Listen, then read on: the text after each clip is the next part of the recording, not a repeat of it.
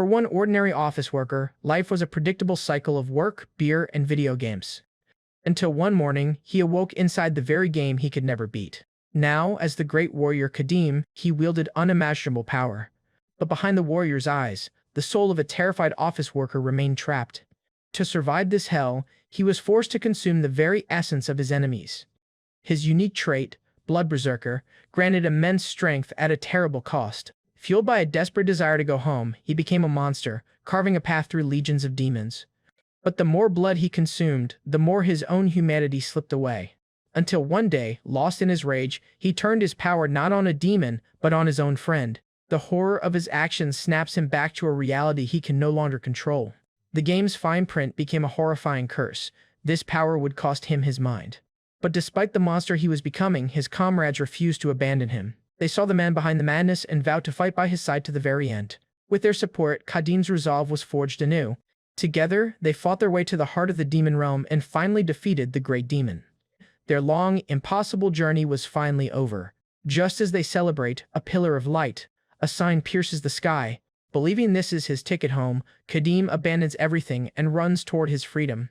He gives his friends one last smile, thanking them for a journey he'll never forget. And then, before their eyes, he vanishes.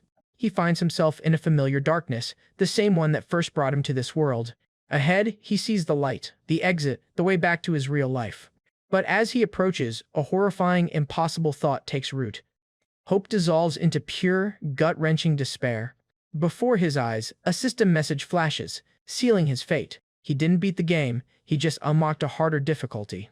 A holy knight leads a procession of prisoners, their fates already sealed. But among them is one man who stands apart, a barbarian of immense power now bound in chains. This is Kadim, a warrior who finds himself in his own body but stripped of all the power he once commanded. He recalls a single message, "New game," and realizes he's been sent back to the beginning. But this isn't how his story is supposed to start. Something is terribly wrong. A moment of unexpected kindness from an old man breaks his troubled thoughts. The old man warns him of their destination, the holy capital, where they will face the dreaded Inquisition. He speaks of unspeakable tortures, painting a grim picture of the fate that awaits all heretics. But his words are cut short by the swift, merciless judgment of the Holy Knight. The knight declares that any who insult his order will wash away their sins with death. Having made his point, the knight turns his chilling gaze to Kadim. He demands the barbarian bow his head and beg for forgiveness. Kadim's answer is a slow, mocking grin. Enraged by this blasphemy, the knight charges, his spear glowing with holy power. But in a stunning display of raw strength, Kadim catches the spearhead between his cuffed hands. Unleashed, the barbarian launches himself from the ground, ready to bring the fight to his captor. He smashes the knight and his steed to the earth in a cloud of dust and fury. The holy knight struggles to his feet, enraged that a filthy heretic dared to touch him. He raises his spear to the heavens, calling upon his god for the power to strike down his foe. In Elga's name, I shall pass judgment upon you. The divine energy slams into Kadim, shattering his chains and blasting him into the nearby cart. He survives, but the holy attack has left a glowing mark upon his chest. Kadim curses his powerless state, realizing his unique Blood Berserker trait is useless without a trigger. But amidst the wreckage, a familiar, pungent smell catches his attention. The knight approaches, smugly telling him to accept forgiveness through death. In response, Kadim pulls a rotting goblin head from a broken crate. At the same time, the holy wound on his chest begins to form a glowing, cross-shaped sigil. He didn't need a demon, he just needed a drop of blood. Holding up the severed goblin head, he begins to drink the demon's blood to absorb its power. The Holy Knight of Elga and his soldiers watch in stunned silence as he performs this vile act. Disgusted, he wonders if he has gone mad and decides the barbarian is too filthy to approach. So he orders a terrified foot soldier to go and finish off the filthy bastard. As the soldier approaches, Kadim's body begins to glow with a menacing red aura as the demon's blood takes effect. The soldier trembles with fear, stammering out a command to die. Mustering his courage, he screams and charges at the now buffed Kadim. But before the spear can land, his hand lashes out, grabbing the soldier's face. As our guy calmly wipes his mouth while still holding the goblin's head. The soldier keeps stammering and can barely ask to be spared. But Kadim ignores his pleas, tightening his grip. And, with a final squeeze, his grip distorts the soldier's face beyond recognition. The Holy Knight watches the gruesome display in utter shock and disbelief. Kadim finishes the job with a brutal crush of the man's face, noting that the lesser demon's blood only granted a basic strength enhancement. Despite the limited power-up, he knows it's enough to escape. Roaring with rage, he declares that this strength is more than enough for his purposes, and lets out a primal scream as the Berserker energy fully envelops him. The remaining soldiers look on in sheer terror. One of them stammers in fear, realizing he's not facing a man, but a monster. He screams that it's a monster as panic begins to set in among the ranks. Terrified, they drop their spears and begin to scatter. Furious, the Holy Knight screams at his men not to retreat, reminding them that their target is unarmed and wounded. He threatens severe punishment under military law for anyone who dares to flee. He believes they can still win, convinced a few more spear stabs will be enough to kill him. But suddenly, Kadim hurls the goblin's head, forcing him to dodge. He stumbles back and falls on the ground, momentarily thrown off balance by the grotesque projectile. He looks over at the landed demon head, wondering what just happened, but he realizes too late that the head was just a distraction. Using the opening, Kadim closes the distance with terrifying speed. The Holy Knight quickly recovers, taking a defensive stance. He calls for strength to allow him, as Elga's agent, to cut down the treacherous demon's servant. And his eyes begin to glow with holy power as he prepares to unleash his ultimate attack. So he charges forward, spear leveled, enveloped in a blinding golden aura, and with a battle cry for Elga, he thrusts his holy weapon at Kadim. The holy light explodes on impact, engulfing him completely. Believing he has won, the knight gloats that this is the end for the barbarian, telling him to beg for forgiveness in the next life. But a voice emerges from the light, taunting the greenhorn and asking if this is all he's got. The Holy Knight gasps in disbelief, realizing his powerful attack has failed. Kadim had dodged the attack by gripping the spear with his elbow and side chest. With his other hand, he draws back a glowing red fist and lands a devastating punch that sends the Holy Knight flying backward. The impact sends him crashing back down to earth. And before he can recover, Kadim begins to deliver a merciless beating. As the brutal pummeling continues, the knight weakly begs him to stop. Beaten to a bloody pulp, he admits he was wrong and pleads for forgiveness. Our guy finally stops his assault, looming over the defeated knight who continues to beg. Thinking he has been spared, the knight thanks Kadim as he turns to walk away. But the moment his back is turned, he curses him as ignorant barbarian scum and vows to get his revenge. He lies on the ground, plotting his vengeance in Elga's name. But his vengeful thoughts are cut short when he realizes the barbarian has returned. A spear blade drags a line in the dirt, heading straight for him. He approaches, dragging the knight's own spear behind him. The knight's eyes widen in terror as his shadow falls over him. He lets out a pathetic cry, staring up at his impending doom. He stands over the terrified knight, ready to deliver the final blow. As the knight begs him to wait, he sarcastically prays that the man might be with his damned fake god in the afterlife. With a final insult, he calls the knight a peckless whelp of Elga, and impales the Holy Knight with his own spear, ending him for good. With the knight dealt with, he calmly surveys the scene, and his eyes lock onto the guards fleeing in the distance. As they scramble to get away from him, he recalls a grim lesson learned from his first playthrough. The fleeing soldiers desperately try to escape, panting for air. One of them looks back over his shoulder in a panic. Believing he's run far enough to be safe, his relief is cut short by a spear through his head. In a swift and brutal sequence, Kadim hunts down and kills the fleeing soldiers one by one. He had learned his lesson well, leave no loose ends. From the bushes, one surviving soldier watches in terror as Kadim stands over the massacre, and the other is bowing his head on the ground in terror. He hides, trembling and hoping he won't be found. But Kadim turns his head, his gaze locking directly onto his hiding spot. With deadly precision, he hurls a spear toward the bushes. The spear flies through the air, finding its mark. The soldier meets his end as the spear pierces his neck, turning his refuge into a grave. He turns as another voice calls out to him. A group of the remaining prisoners approaches, their spokesman praising him for killing the Holy Knight. The man asks Kadim to remove his cuffs so they can talk, but our guy answers with a fatal punch and crushes his head. The other prisoners stare in horror, splattered with the blood of their former companion. He recalls the harsh lesson from his first playthrough once more. And as the horrified prisoners begin to back away from the monstrous barbarian, he leaps into the air, stating the #1 rule he learned the hard way: never leave any loose ends. Preparing to slaughter the remaining witnesses without mercy. A prisoner begs for his life, desperately asking Kadim why he is doing this and what they have done wrong. Ignoring the man's pleas, he stands over him, ready to strike. There can be no witnesses. With cold indifference, he silences the prisoner's final cry for help. He stands silently amidst the carnage, his grim task of eliminating all witnesses nearly complete. The battlefield falls silent. He is the lone survivor, standing over the bodies of the slaughtered soldiers and prisoners. He rationalizes the massacre, If any prisoners had lived, they would have reported him to the Holy Knights. Leaving witnesses alive is a risk he cannot afford to take. Hiding in the bushes, the last remaining prisoner gasps in terror. The terrified man trembles, hoping the barbarian will not find him. Kadim's hunt is nearly over as he approaches the final survivor, the last one. He towers over the last prisoner, preparing to finish the job. With a bloody spear in hand, he looks down on his final victim, ready to finish his job. In a futile act of defiance, the prisoner cries that this is unfair. He breaks down, pleading for his life and insisting he has done nothing wrong. Unmoved, Kadim coldly demands a reason he should be spared.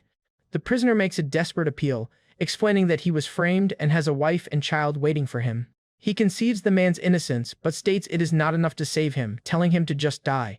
As a last resort, the terrified man screams out the one thing that might save his life, a guide. He quickly offers his services, asking the warrior if he needs a guide. The offer gives him pause as he considers the possibility. The man introduces himself as a traveling merchant from Multana, an expert on the terrain. Kadim agrees to question him. His first question reveals a discrepancy in his memory. He asks when the Lucanian kingdom became an empire. The merchant is utterly baffled by the strange question. He theorizes that the barbarian must be from beyond the mountains, isolated for centuries. Getting impatient, Kadim presses the merchant for an answer. The merchant explains that it has been 248 years since the founding of the Lucanian Empire. He pushes further, asking for the year according to the old calendar.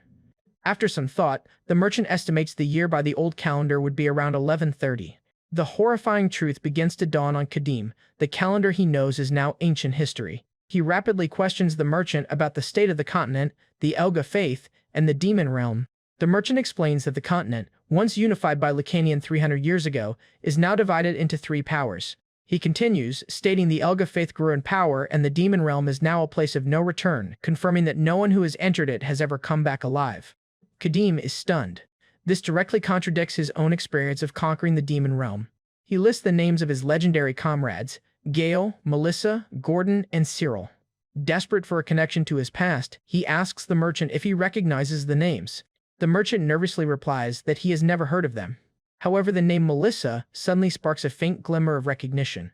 He listens intently, a sliver of hope in his eyes as the merchant says he feels like he has heard that name somewhere. The man struggles to place the name, thinking it might be similar to Elisa. Kadim reels from the revelation. The heroes who saved the world have been completely forgotten, and he questions the very nature of his reality. The full weight of his temporal displacement crashes down on him. When he asks why demons are now rampant, the merchant admits that no one knows for sure. The man offers a few common theories, the first being that it is divine punishment from the god Elga. Other theories include a mad archmage opening a gate to another world, or the coming of a great evil. Ultimately, he concludes that the truth is known only to God. He stands speechless, processing the fact that he has been thrown 300 years into the future. Overwhelmed by this new reality, he moves to assess the situation, startling the merchant. Gazing at a world that is no longer his, he concludes that he is indeed on the same continent, but about 300 years after his first playthrough. He reflects on his cruel fate, kicked out of his homeworld and now a stranger in the land he fought to save. The faces of his comrades flash in his mind, friends he parted with not so long ago. He faces the heartbreaking reality that all his friends are now just dust in this new era. The thought of having to repeat the endless cycle of slaughter fills him with utter despair, and he questions the very point of living on, only to endure the same madness and drink disgusting demon blood. With no guarantee of ever returning to his reality, the futility of his situation becomes unbearable. He fears an endless loop of new game scenarios, a hell with no escape. Having lost all hope, he makes a grim decision. He snaps his spear in two, creating a makeshift stake. The merchant watches in confused horror, unsure of what the barbarian is planning. Kadim poises the sharp, broken spear towards his neck, ready to end his suffering. As the terrified merchant asks what he is doing, he resolves to end his journey here, thinking if he starts again, countless lingering attachments will remain. He decides that now is the best time to meet his end. With grim determination, he begins to push the spear into his neck. In his final moments, he hopes that whatever comes next is not just a game over screen. Just as the spear is about to deliver the fatal blow, a memory surfaces. He recalls being asked what he would do after the demon lord was defeated. The memory is of his friend Melissa, musing about perhaps teaching other mages. Her voice echoes in his mind, talking about her dream of building a tower of some kind. The memory of her dream ignites a spark of new purpose within him, and his eyes fly open. He turns to the merchant, demanding to know what he remembers about the name Melissa. The merchant recalls that the first master of the legendary Mage Tower was said to have a similar name. Kadim immediately asks for the tower's location. The merchant reveals it is in the city of Vestana. The man calculates the distance, informing him that the journey will take at least 2 months.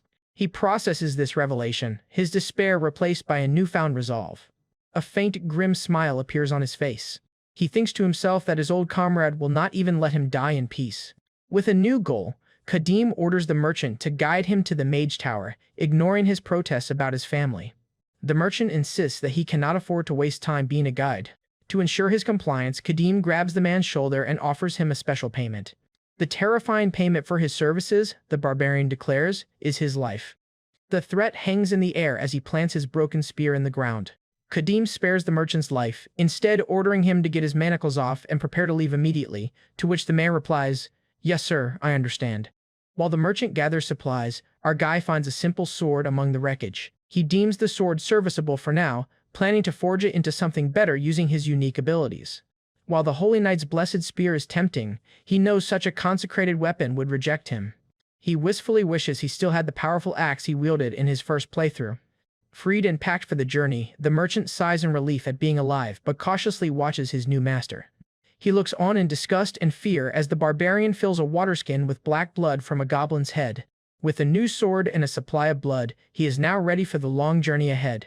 He declares it is time to leave, the reluctant merchant standing nervously behind him. Their epic journey to the Mage Tower begins. The unlikely pair sets off, leaving the field of slaughter behind them. Days later at the massacre site, crows circle over the decaying remains of the Holy Knight's retinue. The scavengers pick at the bodies, a grim testament to his brutality.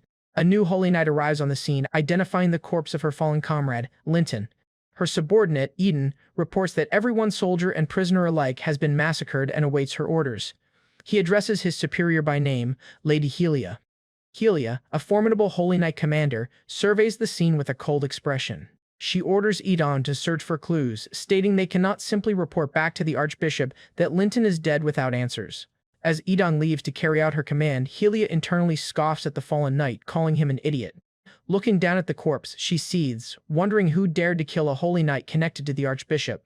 Her eyes burn with fury as she contemplates the identity of the killers and makes a solemn vow: whoever is responsible for this massacre will pay the price. Under the watchful eye of a full moon, the journey through the wilderness continues. While Kadim sleeps soundly by the dying campfire, his terrified guide Duncan sees a chance for freedom.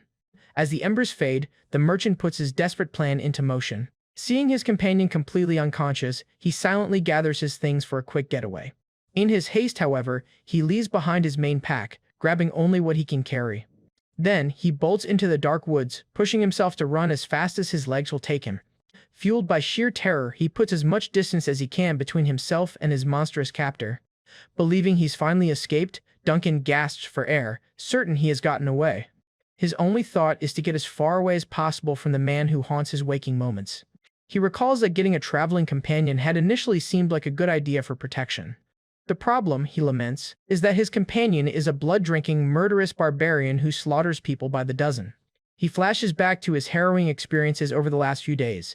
His attempts to be friendly, like offering jerky and potatoes, were met with unnerving silence. Even offering the barbarian a warm pelt to lie on by the fire earned him no response.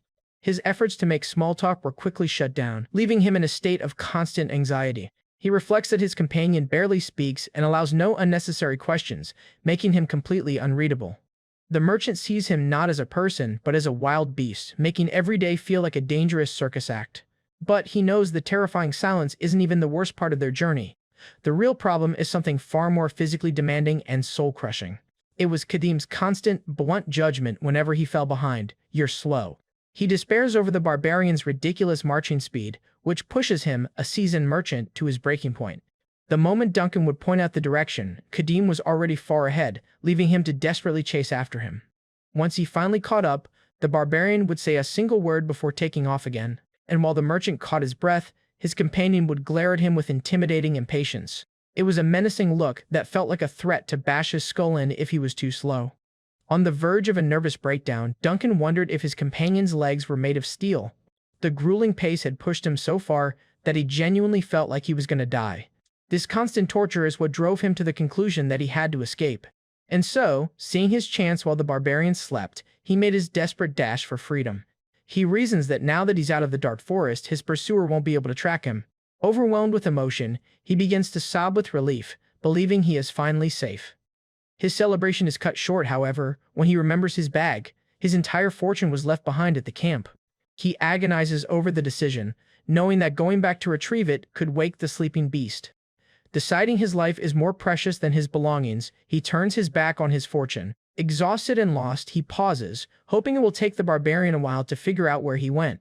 Just as he declares himself free, a calm voice cuts through the night, asking where he's going in such a hurry. A jolt of pure terror shoots through Duncan as he recognizes the voice. Stunned into disbelief, he slowly turns, unable to comprehend how this is possible. Kadim stands before him and calmly asks, "Are you running away?" With a piercing stare, he reminds the merchant of the promised payment he has yet to receive for his guidance. Shaking with fear, Duncan is at a complete loss for words. He immediately drops to his knees, proclaiming that he has committed a crime worthy of death and was wrong to forget his companion's mercy. Bowing his head to the ground, he pleads for forgiveness.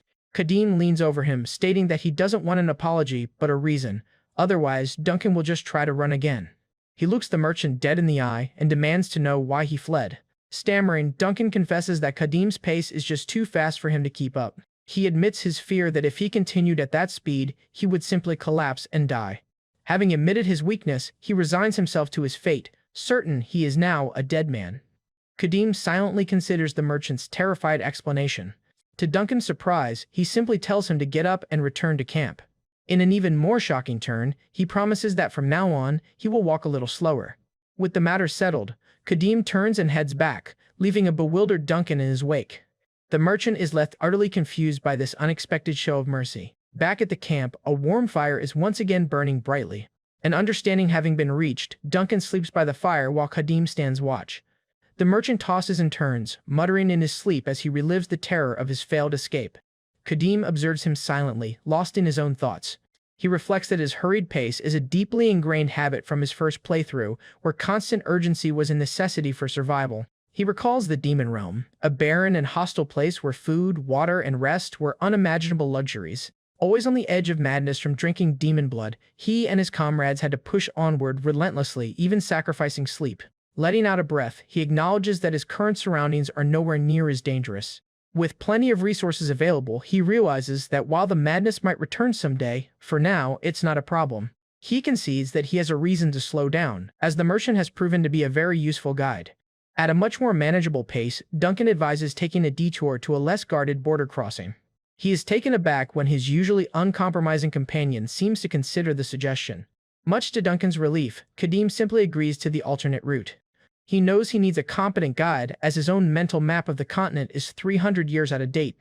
The merchant explains that because holy knights relentlessly hunt demons and heretics, a barbarian like him won't be safe until they reach the Free Cities Alliance.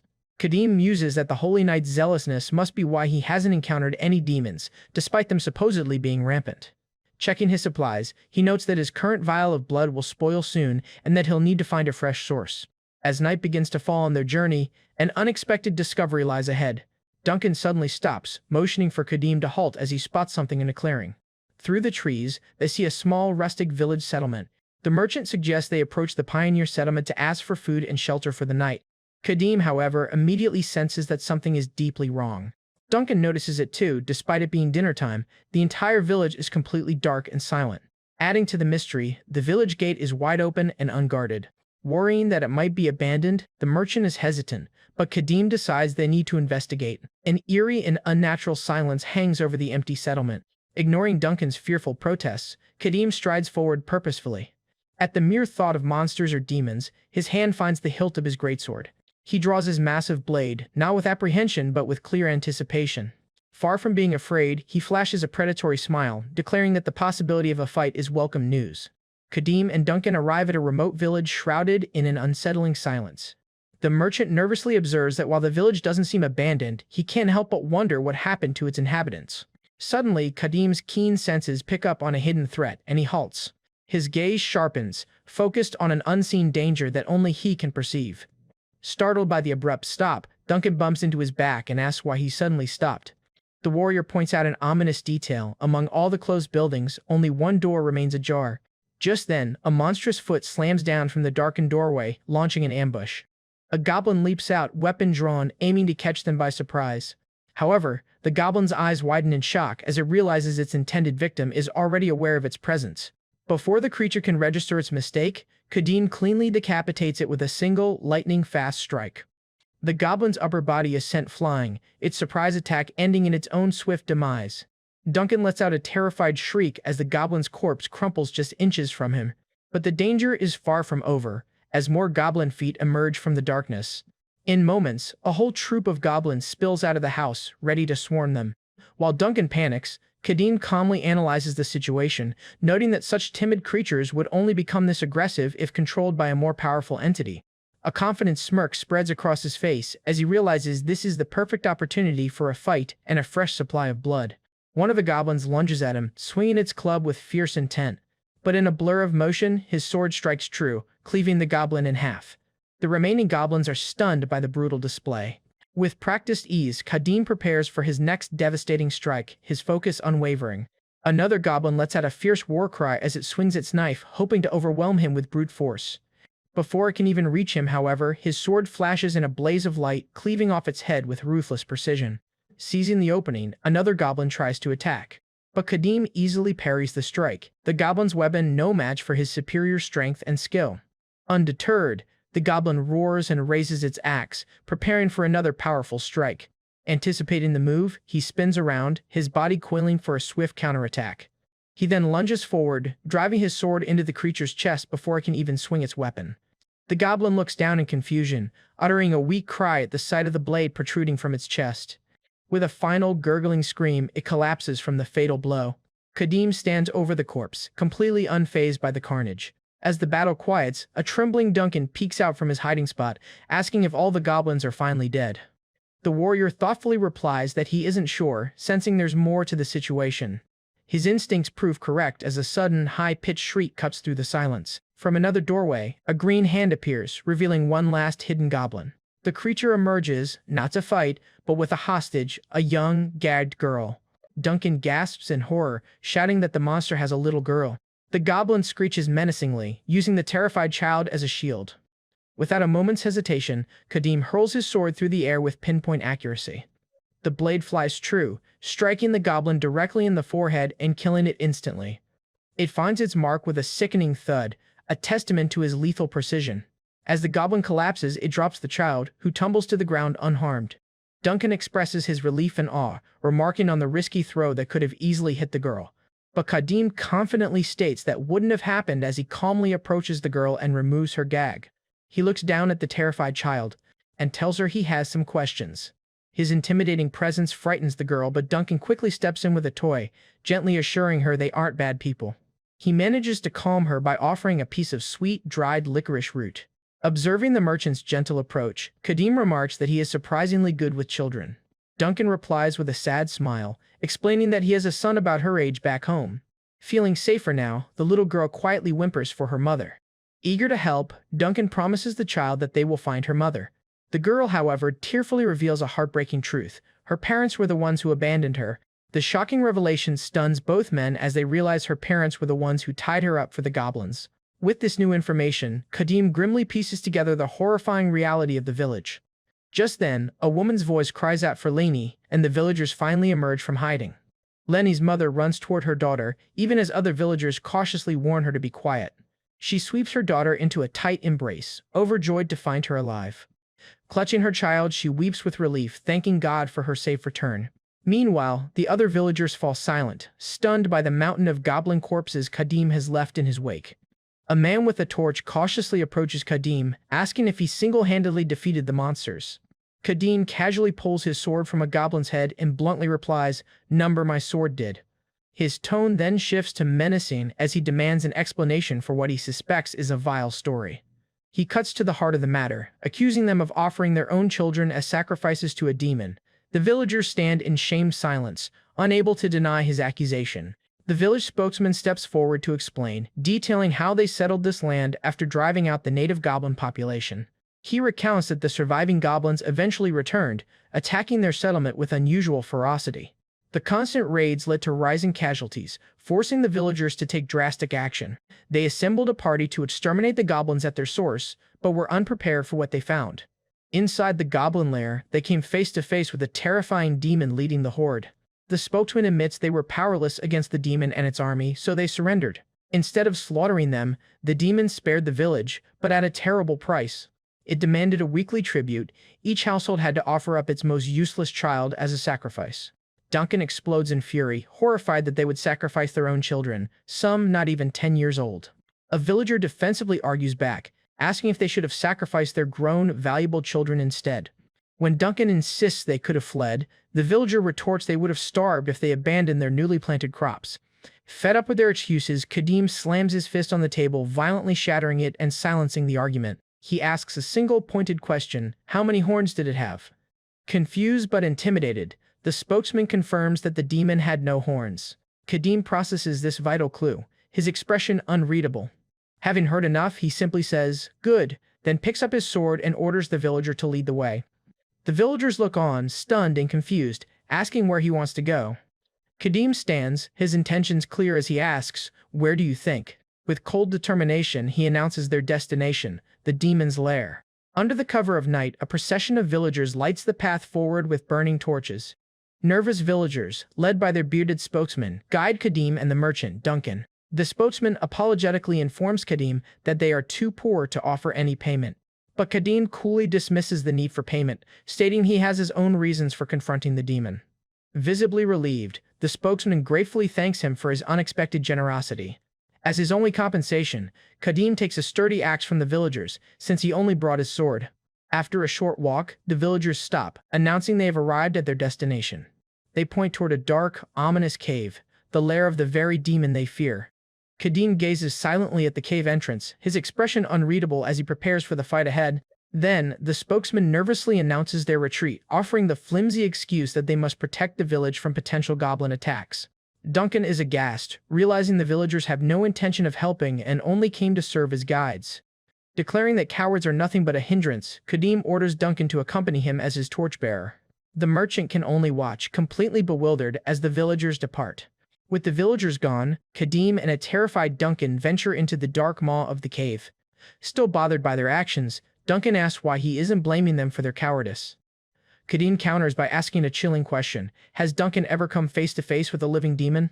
The merchant admits that he hasn't, having only ever seen their corpses at the black market. The warrior explains that a human who confronts a demon is never the same again. He describes how the encounter shatters their will to live, leaving only fear and a desperate craving for survival, adding that while a rare few can overcome that terror, you can't expect such fortitude from ordinary people. Duncan remains unconvinced, arguing that since even beasts value their young, sacrificing one's own children is unforgivable. However, Kadim takes a more pragmatic stance, stating that they simply made a choice for their own survival and shouldn't be blindly condemned. Thinking from the children's perspective, Duncan remarks that it must feel as though the entire world has abandoned them. He then ponders the meaning of a life that can only be preserved by abandoning one's own humanity. His profound question gives Kadim pause, causing Duncan to wonder if he has said too much. The merchant's simple morality forces the warrior to reflect on how warped his own perception has become after wading through a sea of blood. He has a moment of existential dread, wondering if he could ever live a proper life should he return to his own reality. Breaking the heavy silence, Duncan nervously asks if he thinks the kidnapped children are still alive. Kadim closes his eyes, carefully considering the nature of their foe. He concludes that a cunning demon, unlike a simple beast, would have kept the children alive as leverage. Duncan is confused and starts to ask for clarification, but Kadim suddenly raises the axe. Without warning, he prepares to throw it into the darkness ahead. As Duncan cries out in alarm, Kadim focuses his aim with deadly precision. The merchant shrieks as our protagonist unleashes the weapon with incredible force. The axe flies through the air in a powerful, spinning arc. With a sickening thud, it strikes something unseen in the shadows. Kadim calmly tells Duncan to bring the torch forward so they can see what he hit. As he does, a large hulking figure stumbles out of the darkness. To Duncan's horror, the axe is embedded in the skull of a goblin scout. The dying goblin glares with its last breath as more red eyes appear in the darkness behind it. Suddenly, a massive horde of goblins swarms out of the shadows, shrieking for blood. While Duncan panics at their sheer numbers, Kadim calmly instructs him to keep the torch held high. Then, he charges forward to meet the oncoming wave head-on. The first goblin shrieks as his sword flashes perilously close to its face. With brutal force, he drives the blade through the goblin's mouth, the tip emerging from the back of the creature's neck. He effortlessly catches another goblin's wrist, stopping its club attack mid-swing. He then shoves the creature back, preparing to dodge the next attack. After swiftly dispatching another attacker, he takes a moment to assess the situation. He notes that the tight quarters and stalagmites will make it difficult to swing his longsword effectively. Undeterred, the remaining goblins growl and prepare for another charge. Kadim wraps a strip of cloth around the hilt of his sword to secure his grip, bracing himself for close-quarters combat. With a collective war cry, the goblin horde rushes toward him. He changes tactics, forgoing wide swings for short, efficient cuts. He slices through a goblin's head with surgical precision. With lightning-fast swings, he tears through the goblins before him, felling several with each strike. His movements are a whirlwind of death as each blow finds its mark. Spotting the goblin corpse on the ground killed by the axe he threw earlier, Kadim decides to reclaim his second weapon. He yanks the axe from the dead scout's skull, now ready to dual-wield. Wielding both sword and axe, he unleashes a devastating flurry of attacks on the surrounding goblins. They are helpless against his two-pronged assault, their heads cleaved and bodies torn apart. The last attacker falls, its severed head rolling to a stop on the cave floor. Duncan can only sweat and grimace, watching the sheer brutality of the slaughter. Standing amidst a mountain of corpses, he marvels that the warrior managed to kill them all by himself. Their courage broken, the remaining goblins panic and flee deeper into the cave. As blood drips from the reclaimed axe, Duncan points out that the survivors are running away. Kadim announces their next move. They will pursue the fleeing goblins, certain they will lead them to the demon. With Duncan lighting the way, the two venture deeper into the caverns. To the merchant's surprise, they emerge from a narrow path into a much wider, open space. He speculates that this large, carved-out area must be the goblin's main base. Suddenly, Kadim stops, detecting a new presence.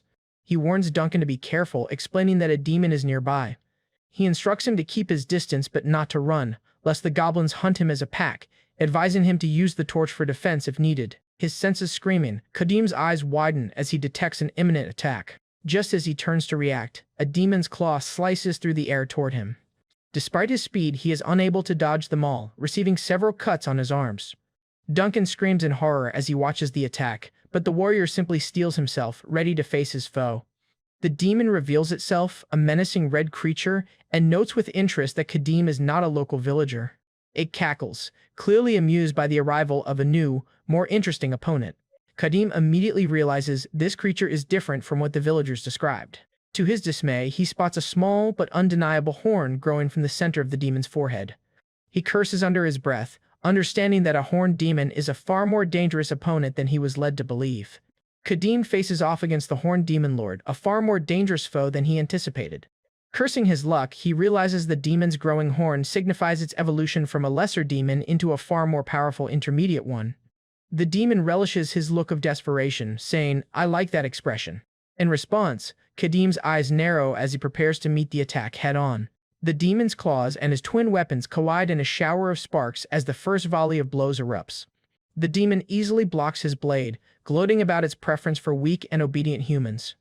Stunned by the creature's speed, Kadim realizes he lost track of its movements, blocking the attack on pure instinct. This confirms his suspicions. The demon's power and agility are far beyond those of a lesser demon. The demon's amusement sours as it warns him that for killing so many of its goblins, he must now beg for forgiveness. He internally calculates the threat. A dozen untrained men could handle a lesser demon, but even elite soldiers aren't guaranteed victory against an intermediate one. Still, the demon offers him a single, twisted chance to survive its wrath. It points a menacing claw at his injured arm and says, "Don't use that arm."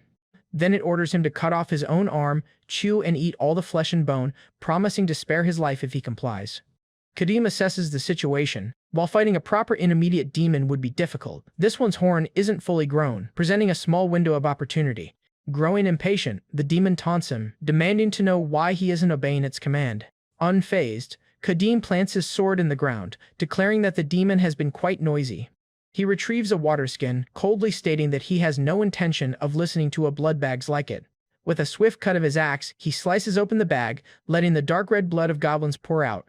The demon recoils as a familiar, potent smell hits its nostrils. "Why does a human have that?" it asks in disbelief, as Kadim begins to drink the blood. The now empty water skin falls to the ground, its purpose served. Almost immediately, his body begins to radiate a dark, powerful aura as the blood takes effect. He lets out a guttural roar as the Berserker power surges through him. The demon watches, a flicker of uncertainty now visible in its eyes. His eyes glow a menacing crimson, signaling the activation of his true power. He knows the old blood's effect won't last long and steels himself to end the fight quickly.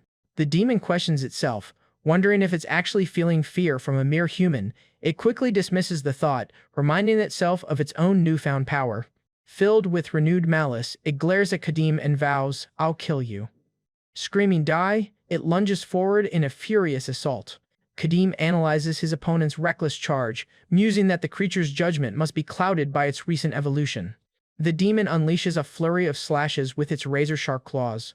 But now, powered up, he finds he can see all of its movements clearly. As the demon lunges forward, raking with its brutal claws, he retaliates fiercely with a swing of his axe. The demon shrieks in frustration as its claw is parried. Kadim notices a crack forming on his axe blade from the force of the impact. Undeterred, he resolves to fight with his sword if the axe breaks, and with his fists if the sword shatters. The demon lets out a low growl, its frustration mounting. Enraged by this defiance, it screams, "Unforgivable human." Kadim lunges forward to attack, his glowing red eyes tracking the demon's every move. The demon is stunned by the sudden assault. He puts all his weight and newfound strength into the swing. His sword smashes into the demon's crossed claws with explosive force. The sheer power of the blow forces the massive demon to skid backward. Shaking from the impact, the demon trembles, shocked by the human's incredible strength. Kadim exploits the advantage, his axe already poised in his other hand for the next strike. And with a devastating, sweeping strike, he forces the demon to stagger backward once more. The demon is bewildered, unable to comprehend how a mere human could possess such immense destructive force. It lets out a cry of rage and, with terrifying speed, lunges forward, raising its claws to strike. But Kadim easily dodges the desperate claw swipe. He then slams his shoulder into the demon's chest. The impact sends the creature staggering backward, its feet scraping deep marks into the ground. With lightning speed, he slashes his sword toward the demon. At the same time, he suddenly unleashes a devastating strike with the axe in his other hand, forcing the demon to recoil in terror as it barely dodges the blow. He follows up with a whirlwind of slashes, completely overwhelming the demon's defenses. With a final heave, he prepares to deliver the finishing blow. Sensing mortal danger, the demon desperately leaps back to avoid the strike. His attack smashes into the ground where the demon just stood, shattering the rock beneath. The demon stumbles back, trembling on the ground before the imposing, blood-powered warrior.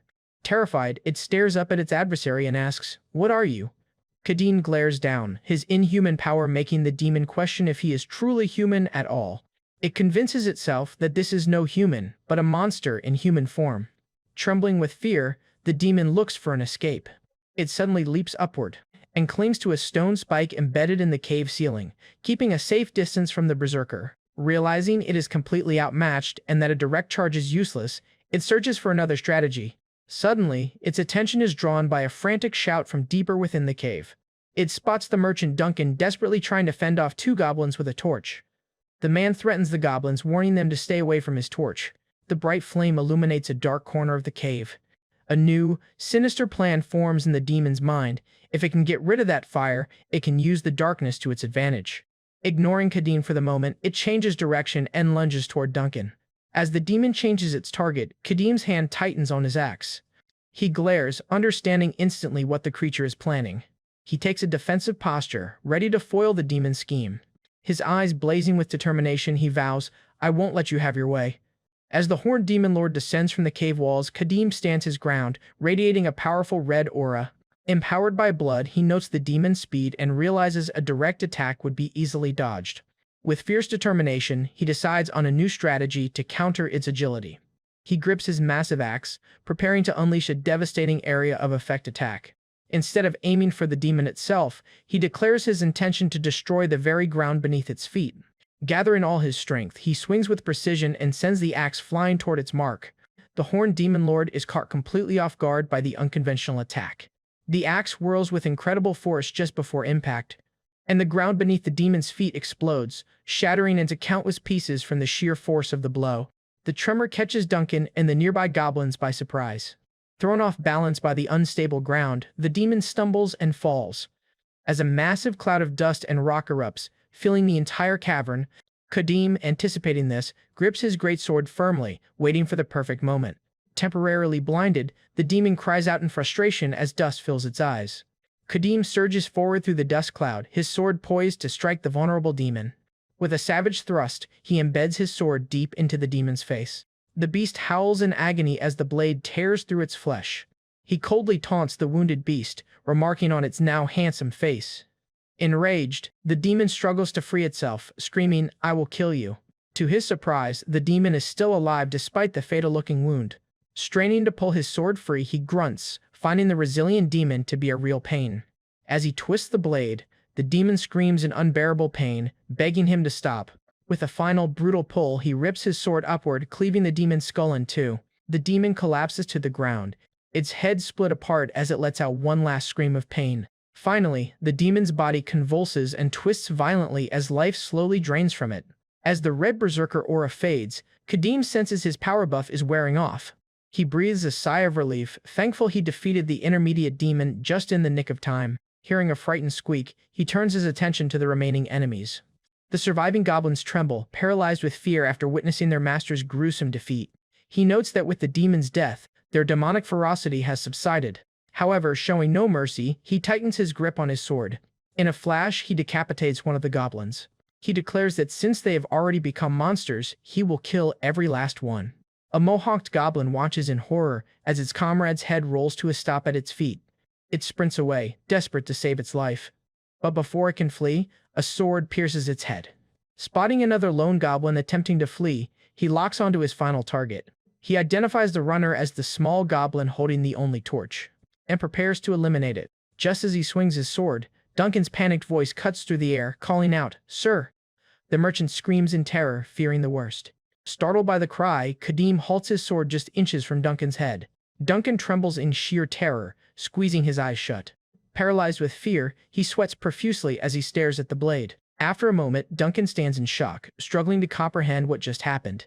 Kadim's murderous intensity fades as he processes the near-fatal misunderstanding. Duncan worriedly points out that he looks pale, to which Kadim offers a curt apology for the scare. When Duncan explains that the children are deeper inside, Kadim resolves to rescue them so they can leave. Visibly relieved, Duncan quickly agrees. Dragging the demon's corpse, Kadim and Duncan move deeper into the cave to find the children.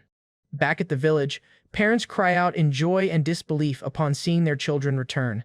Tearful parents rush forward, embracing their children in an emotional reunion, while one mother clutches her son tightly, thanking her god Elga for his safe return.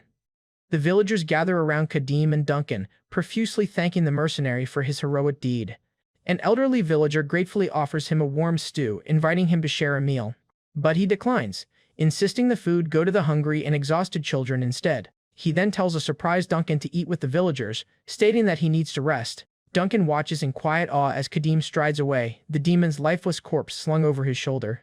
His gaze then falls upon one of the rescued boys, whose eyes are wide with trauma. Inside the cave, Duncan recalls the horror he and Kadim had found. They had discovered the children huddled together, mindlessly chanting demonic verses. The children were clearly traumatized, rocking back and forth while begging not to be abandoned again. Kadim had explained to a shocked Duncan that the demon didn't just hold them captive, it systematically brainwashed them. He had detailed the psychological torture, explaining how the demon repeatedly told the children they were abandoned and useless. Kadim had noted that this form of brainwashing was so potent that even a strong-willed priest would eventually succumb. He had grimly added that it was less brainwashing and more like engraving the cruel fact of their abandonment into their minds. Appalled, Duncan had asked why a demon would commit such a cruel act instead of simply killing them.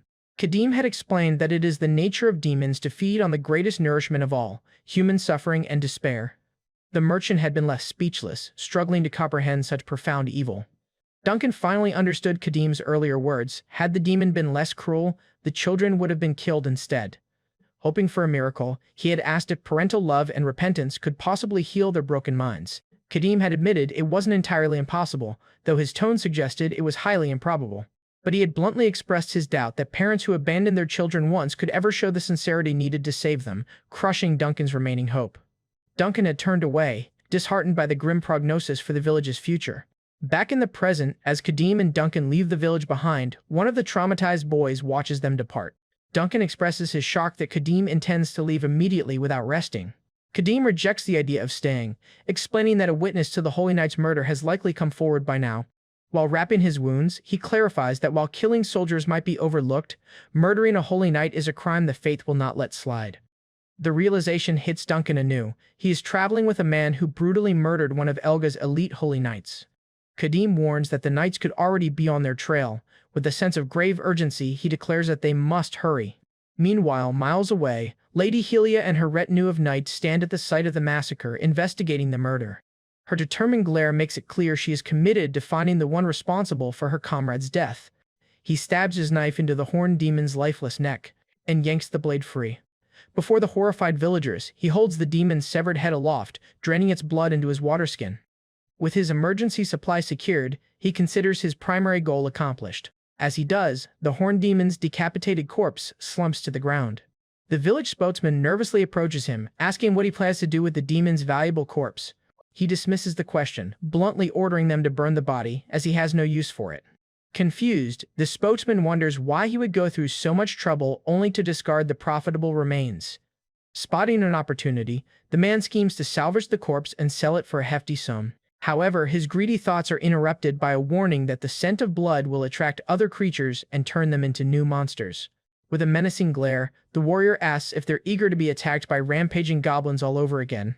Terrified into submission, the spokesman stammers that they were just about to burn it. The villagers quickly comply, beginning the grim task of disposing of the demon's body.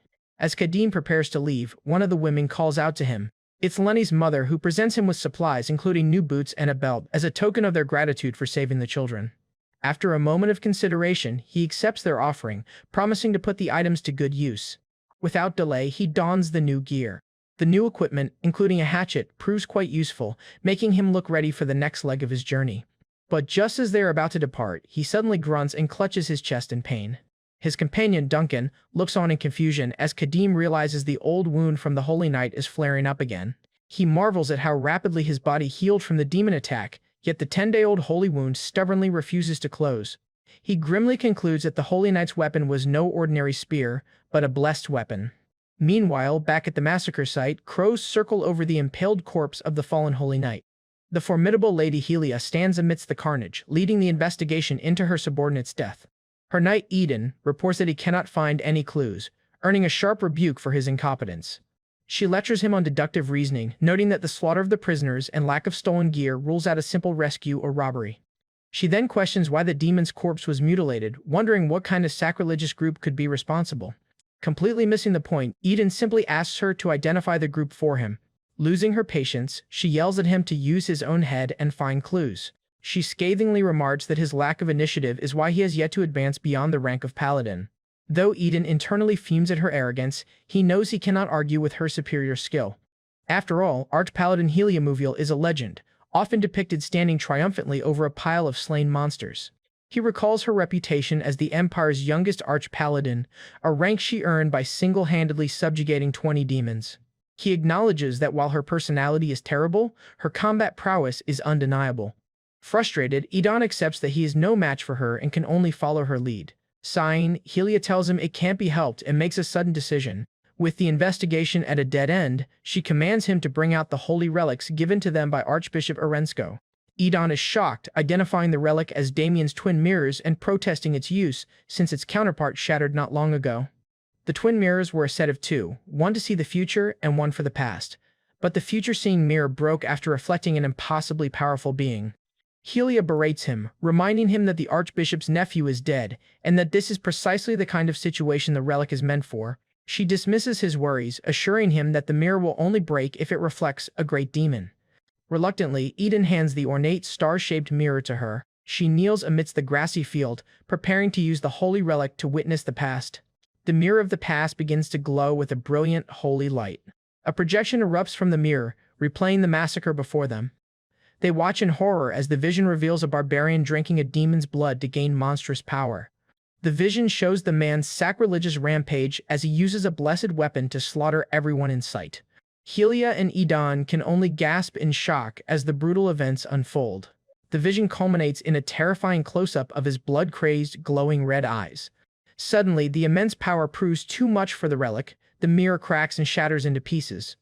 Both knights stare in stunned silence, unable to comprehend that the second of the twin mirrors has just broken. Eden realizes the horrifying implication. The mirror reflected a being on par with, or even more powerful than, a great demon. Panicked, he urges Helia to return to the holy capital immediately to report this unprecedented threat. She, however, remains unnervingly calm, questioning why they would retreat now that they know the culprit's face. To Eden's shock, she declares that they will continue their search.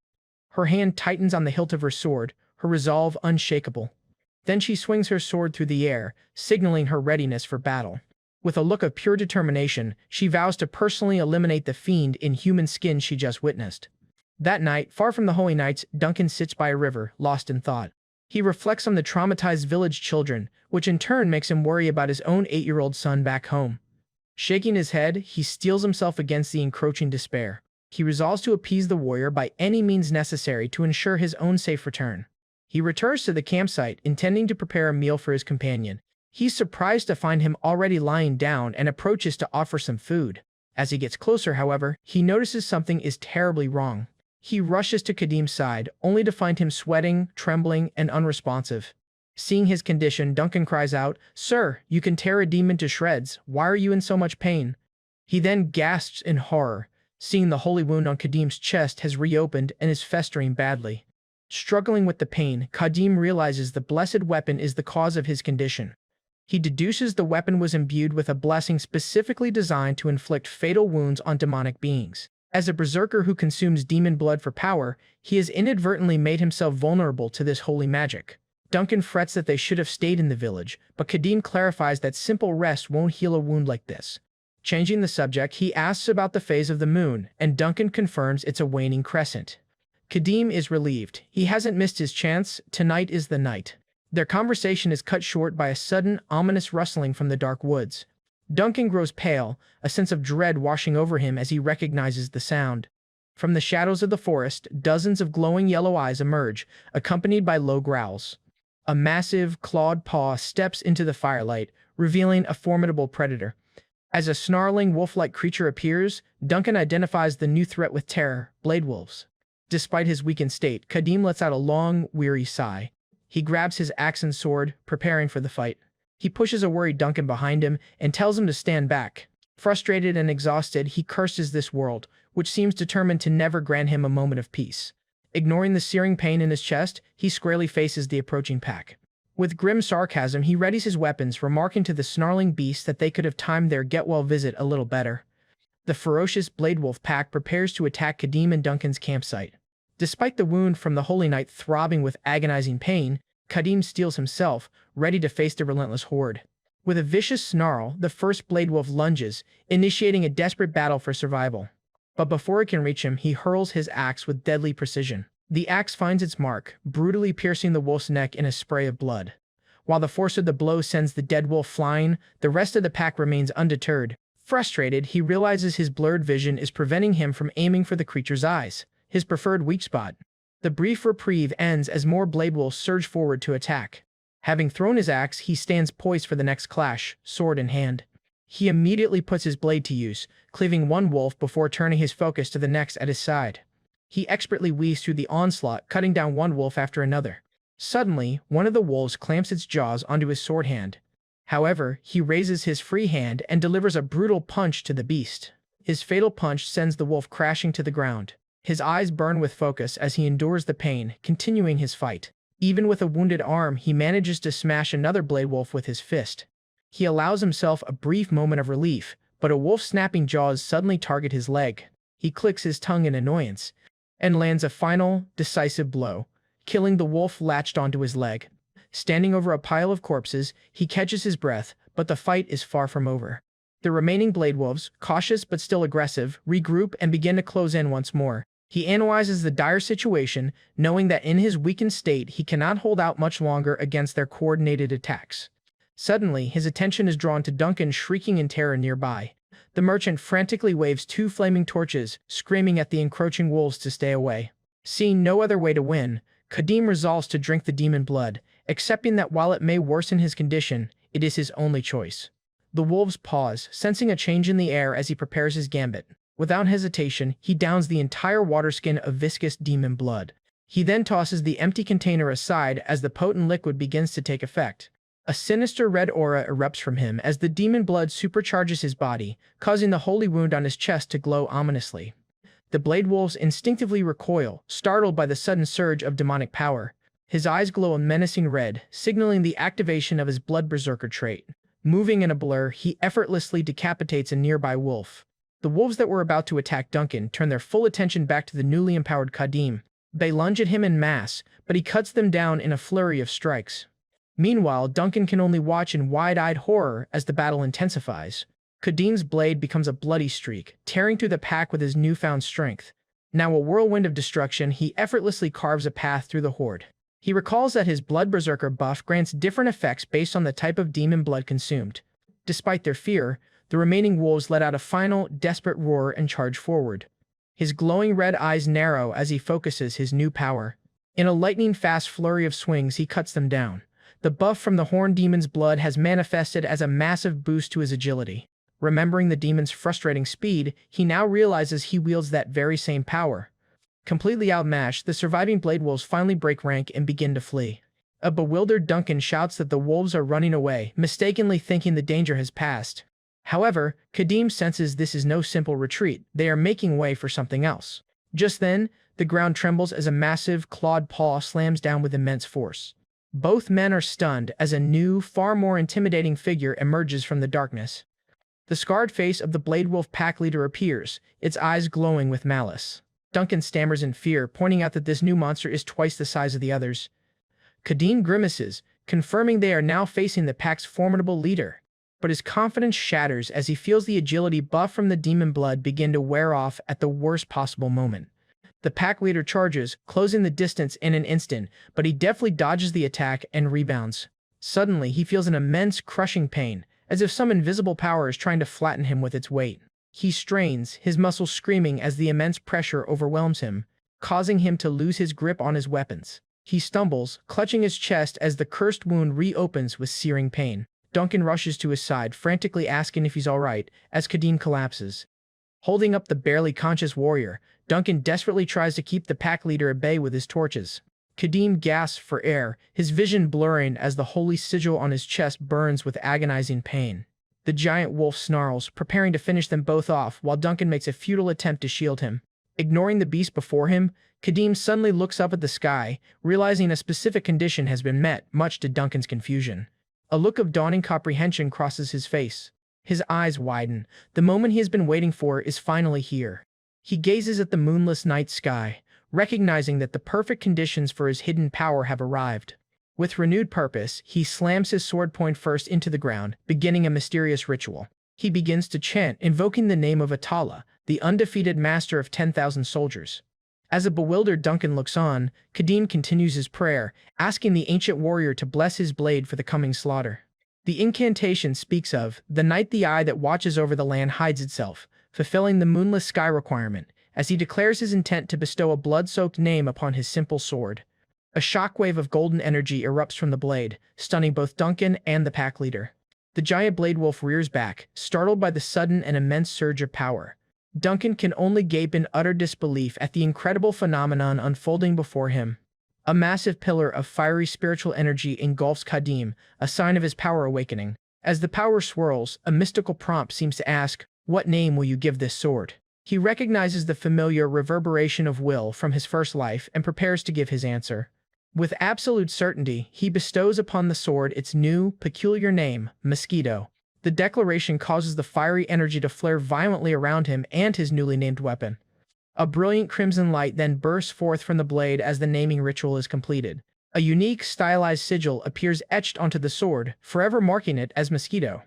Kadim smirks with grim satisfaction, having successfully unlocked one of his most powerful unique traits, the one who bestows names. Now armed with his newly named sword, Kadim unflinchingly faces the charging Blade Wolf leader. Watching from the sidelines, Duncan cries out in terror, believing the barbarian is about to be devoured. Kadim effortlessly dodges the massive beast's lunge and delivers a huge cut around its neck, but the blow is not enough to finish it off.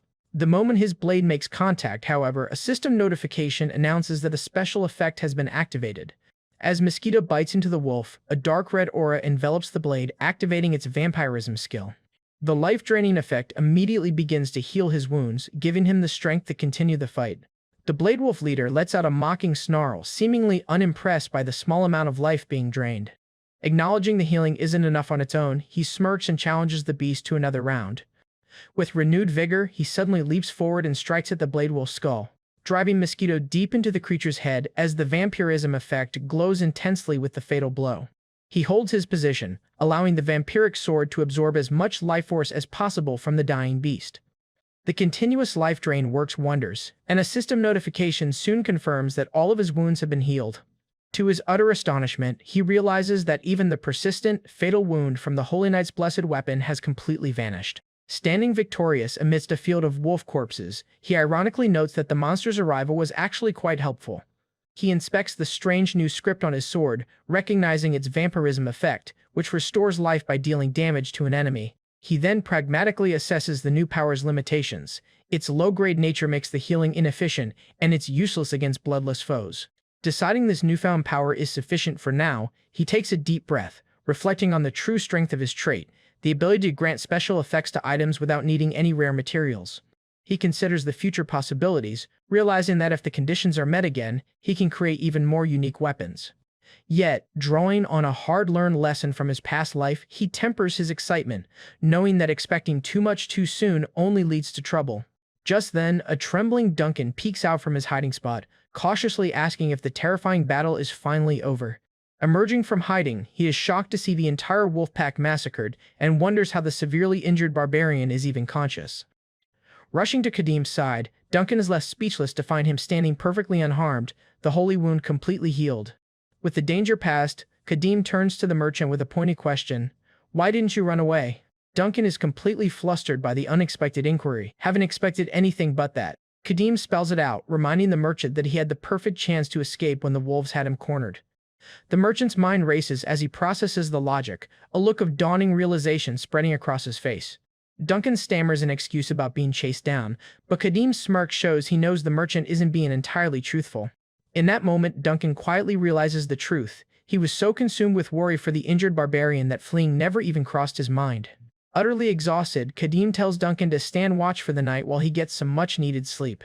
Before turning in, however, he issues a terrifyingly graphic threat about making a rope from the merchant's intestines should he try to run. The gruesome threat paralyzes Duncan, who knows a man like that would undoubtedly keep his word. Trapped by fear, a miserable and tearful Duncan keeps watch over the campfire throughout the long, lonely night. The next morning, a weary, sleep-deprived Duncan continues the journey, his face a mask of misery. He briefs Kadim on their travel plans, explaining they have another 10 days of trekking through the Empire's southern region. Kadim, wary of the authorities hunting him, asks about the likelihood of crossing the border without trouble. His top priority is clear. He would rather not run into another Holy Knight if at all possible. Duncan assures him that their chosen route is poorly guarded, but cautions that they are more likely to encounter bandits instead. Confident in his companion's power, he nonchalantly adds that mere bandits should be no obstacle for a mighty barbarian.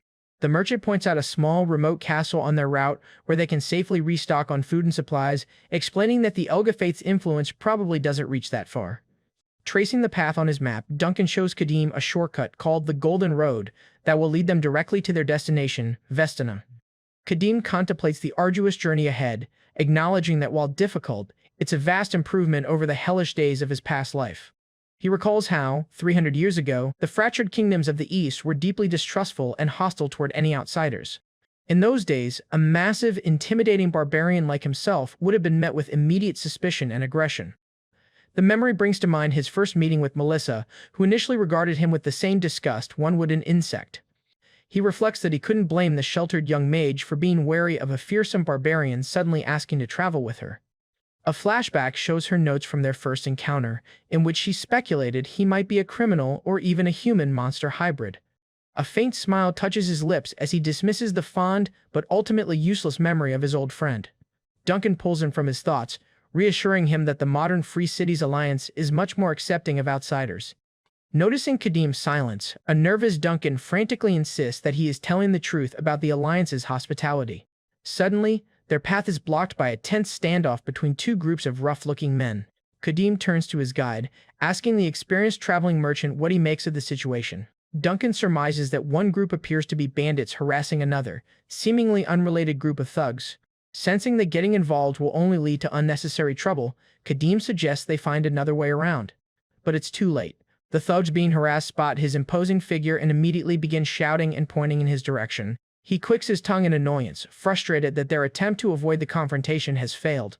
The bandits, alerted by the shouting, turn their attention from their victims to the approaching barbarian.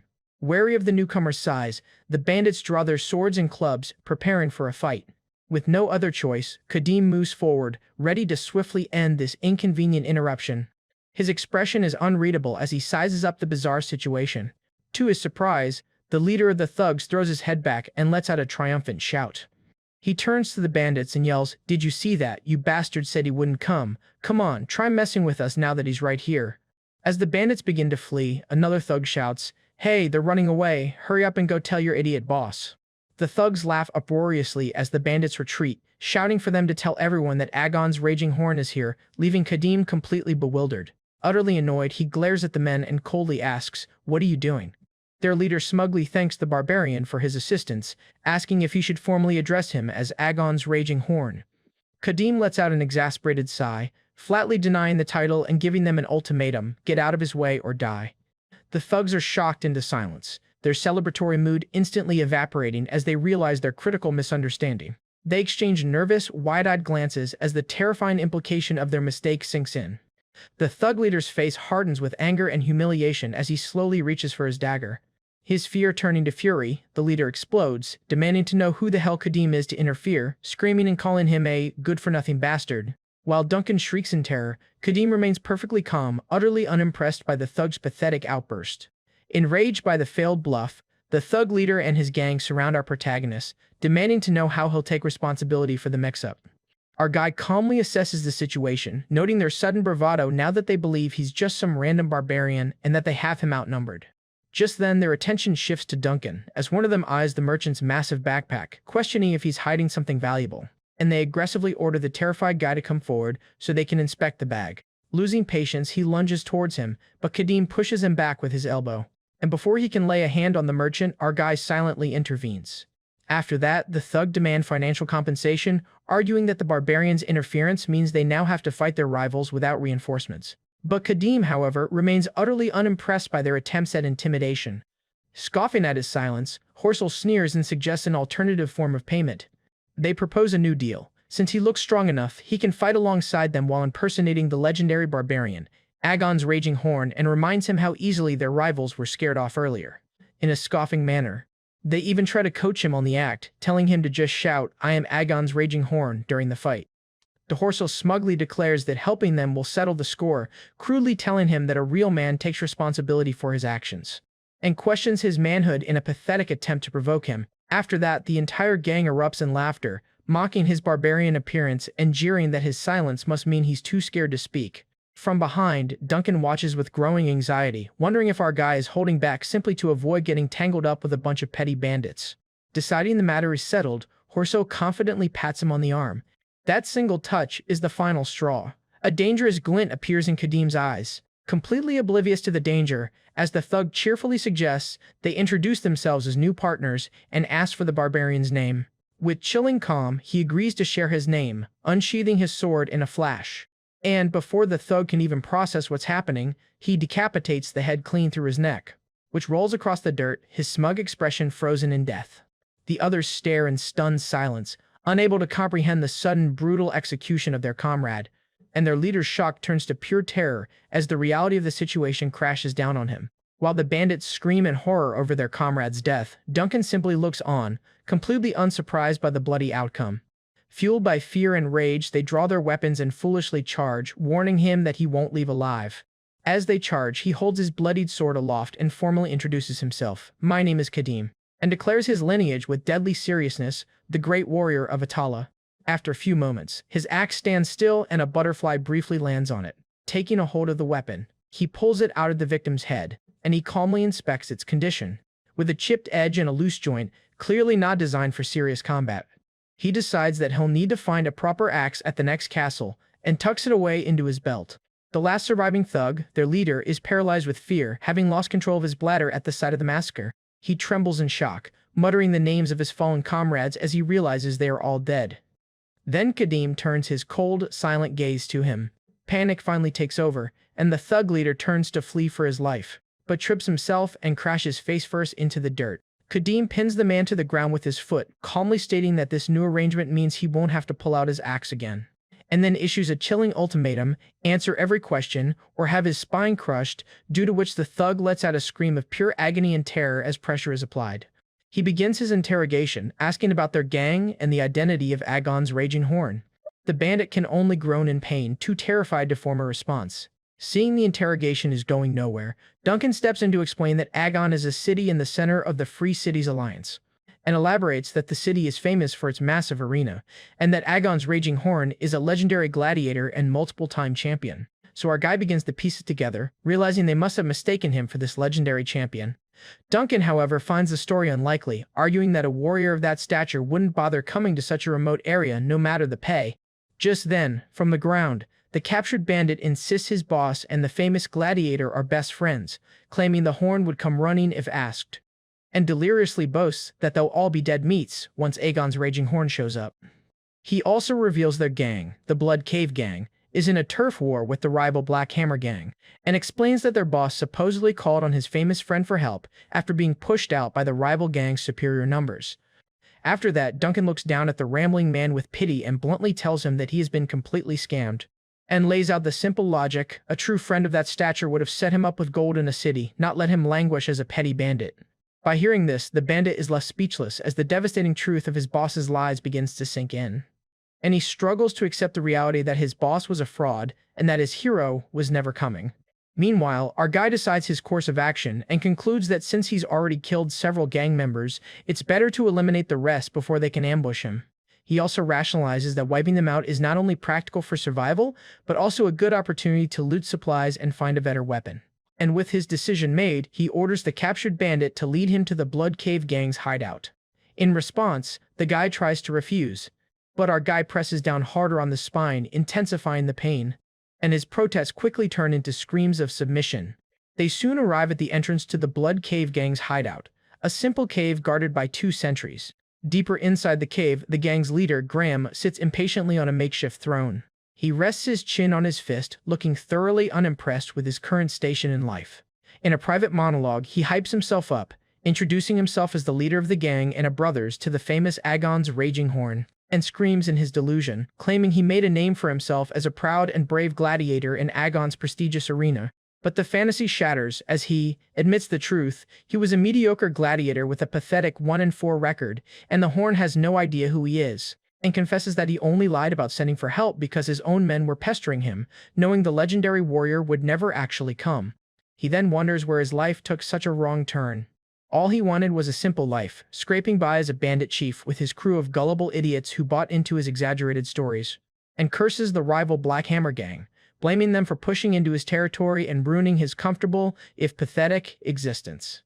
Just as he's sarcastically wishing for the horn to actually appear, one of his men stumbles into the cave, frantically announcing that his wish has come true, and screams that Agon's Raging Horn is really here, leaving Graham completely stunned. But his frantic plea for the boss to save him is abruptly cut off when something strikes him on the back of the head. Graham is bewildered by the sudden silence and his subordinate's desperate cry for help. The answer arrives in the form of Kadim, who appears at the cave's entrance. Graham looks on in wide-eyed horror at the brutal sight, and takes in the distinctive barbarian attire and the warrior's imposing physique. He shouts, "Don't tell me, is it really legendary Agon's Raging Horn?" But without answering him, our guy points his sword directly at the gang leader and asks a simple question: "Are you the boss?" Utterly terrified and confused, Graham can only stammer, "Who?" as he stares at the imposing figure who has just butchered his men. He stands menacingly before the terrified bandit, his silence more intimidating than any threat.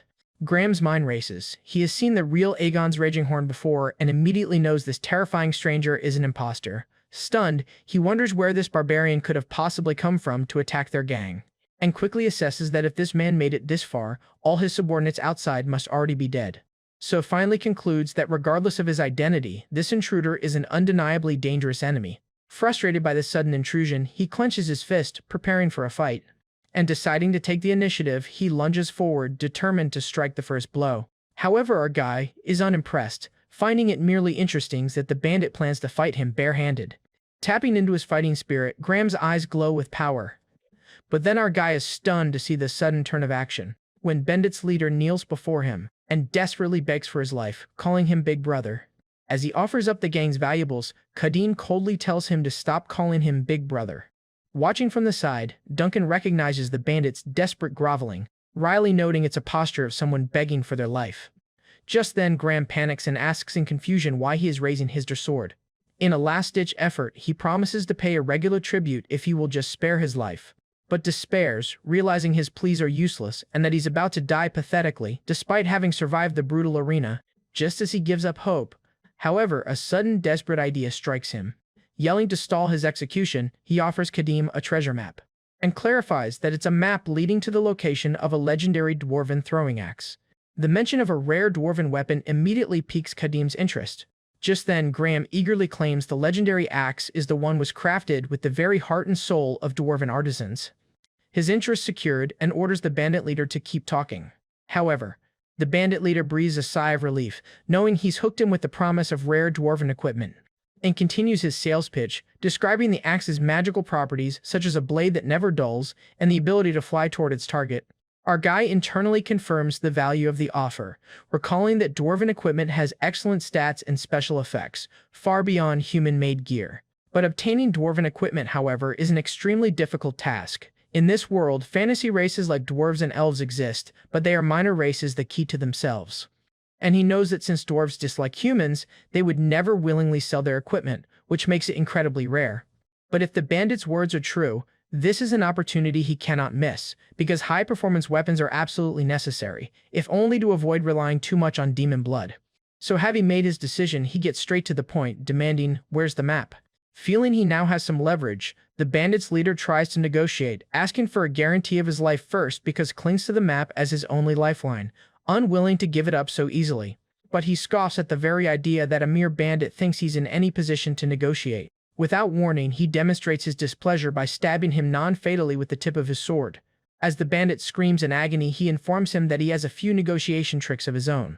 He then gives him a chilling ultimatum: start talking, or he'll keep putting holes in him until he's nothing but a rag. Paralyzed with fear and pain, Graham can only tremble as he clutches the blade embedded in his shoulder. Meanwhile, the scene shifts to the hideout of the rival Black Hammer gang, and there, a scout frantically insists to his comrades that his report is true. But the other gang member bicker over the credibility of his unbelievable report. Their argument is cut short, however, when their boss slams a massive warhammer down, silencing the room. The leader is then revealed, sitting on his throne, and demands a clear summary of the situation. And the leader, Kravan, asks for confirmation on the rumor that the legendary gladiator, Aegon's Raging Horn, is helping the Blood Cave gang. Then, the two of his subordinates nervously confirm that the report is correct. Just then he narrows his eyes, questioning whether a story like that makes any sense at all. But his men insist it's true, swearing they saw a barbarian as massive as a bear alongside Graham's forces. He considers this, recalling the persistent rumors that Graham and the famous gladiator were close friends. However, he dismisses it as nonsense, concluding Graham likely just hired a large mercenary to bluff his way through their turf war. Yet, despite his skepticism, he can't completely shake the small possibility that the legendary warrior has actually appeared. Just then, another lookout bursts in, shouting that they're being raided by the Blood Cave gang. When leader asks for their numbers, the lookout reports that there are only 2 attackers, and confirms that one of them is a massive barbarian, matching the description of Aegon's Raging Horn. After that, the gang members are shocked that just 2 people would dare to attack their entire hideout alone. Kravan's expression darkens as he considers the terrifying possibility that the rumors might be true after all. Knowing they stand no chance in a direct fight against such a legend, he quickly formulates a plan for an ambush, and orders his crossbowmen to take positions behind a barricade and fire on his signal. With his plan in place, he lifts his warhammer, ready to verify the attacker's identity himself. Meanwhile, Graham is leading our guy through the woods, announcing that they're almost at the hideout, and nervously asks if he seriously plans to just walk right into the enemy's main base. But Kadim turns the question back on him, asking if he lied about the treasure map being located in their territory, which makes him panic, and he begins to explain that they originally hid it in their territory, but since they lost it to them, sweating profusely, he voices his concern about walking so openly into a massive hostile bandit camp. Hoping to deter the barbarian, he wildly exaggerates the gang's numbers, claiming there are at least 100 vicious members. Unfazed, Kadim simply notes that 100 is quite a lot for a frontier gang, completely ignoring the suggestion to retreat and gather mercenaries. He casually states that killing 100 men will be tiring, so they should hurry up, dismissing the supposed threat entirely, and states his only concern is getting the map and returning before sunset. Graham is left utterly speechless by his insane confidence in the face of 100 enemies. As he and his captive arrive, they are met by Cravan, who stands ready with his massive warhammer. The two men lock eyes in a tense, silent standoff. Just then, Cravan breaks the silence, sarcastically greeting Graham and demanding to know his business. Seeing an opportunity, he boldly declares that he has come to announce the downfall of the Black Hammer Gang. Putting on a show for Cravan's men, he proudly introduces his companion as his close friend, the legendary arena champion, Agon's Raging Horn. The members of the Black Hammer Gang are stunned, their worst fears seemingly confirmed, and smirks, hatching a plan to escape in the chaos while the gang is distracted by the powerful barbarian. But his plan is cut short, however, when Kadim grabs him by the hair, angrily asking what he thinks he's doing. Then yells for all to hear, making it perfectly clear that he is not. Agon's Raging Horn, holding up the treacherous Graham, addresses the gang, stating he has no desire to fight so long as they hand over what he came for, and calmly tells them that there is no need for bloodshed. Hearing this denial, a wide, predatory grin spreads across Cravan's face as he realizes the truth. "You're not Agon's Raging Horn? I knew it." Cravan smirks, assuming the barbarian is just another mercenary hired with money by Graham, and he probably betrayed his employer after realizing he was dragged into a death trap like this. Still, he is puzzled by Kadim's unnatural calm, wondering why he's so composed despite clearly not being the legendary Agon's Raging Horn. Then the Black Hammer boss slams his massive hammer into the ground, signaling his subordinates. From the fortress walls, his archers take aim with their crossbows.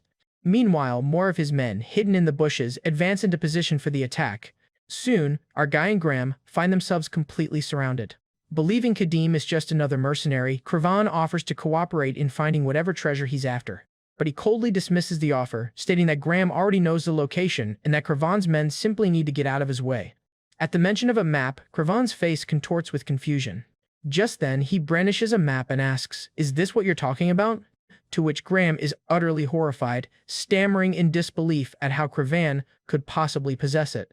Cravan, however, reveals he already knew about the map, explaining that his own men found it and that its existence has drawn many treasure seekers. With a smug look, he correctly guesses that our guy has come for the treasure marked on it. Kadim's eyes widen as he identifies the map. Just then, with a wild laugh, Cravan suddenly begins to tear the precious map to pieces. To see this, Graham panics, shouting at him for destroying their only lead. But Cravan ignores him, and after tearing the map to shreds, he swallows it. To which Graham screams, "It's crazy." After swallowing it, Craven pats his stomach and challenges the barbarian to try and take it from him now. Then taunts Kadim one last time, daring him to retrieve the ingested prize. Unfazed by the disgusting challenge, our guy calmly states that he will gladly do so. With a grim smile, he adds that he'll need to hurry if he wants to get the map before it passes into Cravan's stomach. Realizing Kadim is serious, he frantically orders his men to fire their crossbows and stop him at all costs, to which they unleash a volley of bolts. Kadim's eyes flash as he prepares to act. In a split second, he grabs the terrified Graham, who can only stammer out a cry to run. With brutal pragmatism, he shoves Graham forward, turning him into an unwilling human shield. A hail of crossbow bolts flies directly toward them. Just then, Graham is riddled with arrows, screaming in agony as our guy uses his body to block the attack. Cravan is stunned into silence, shocked at the sheer ruthlessness of a man who would use his own employer as a meat shield. Meanwhile, our guy remains perfectly still, listening to Graham's dying screams with a cold, impassive expression. Cravan can't comprehend the level of brutality he's witnessing, and realizes he's not dealing with a simple mercenary, but a genuine lunatic.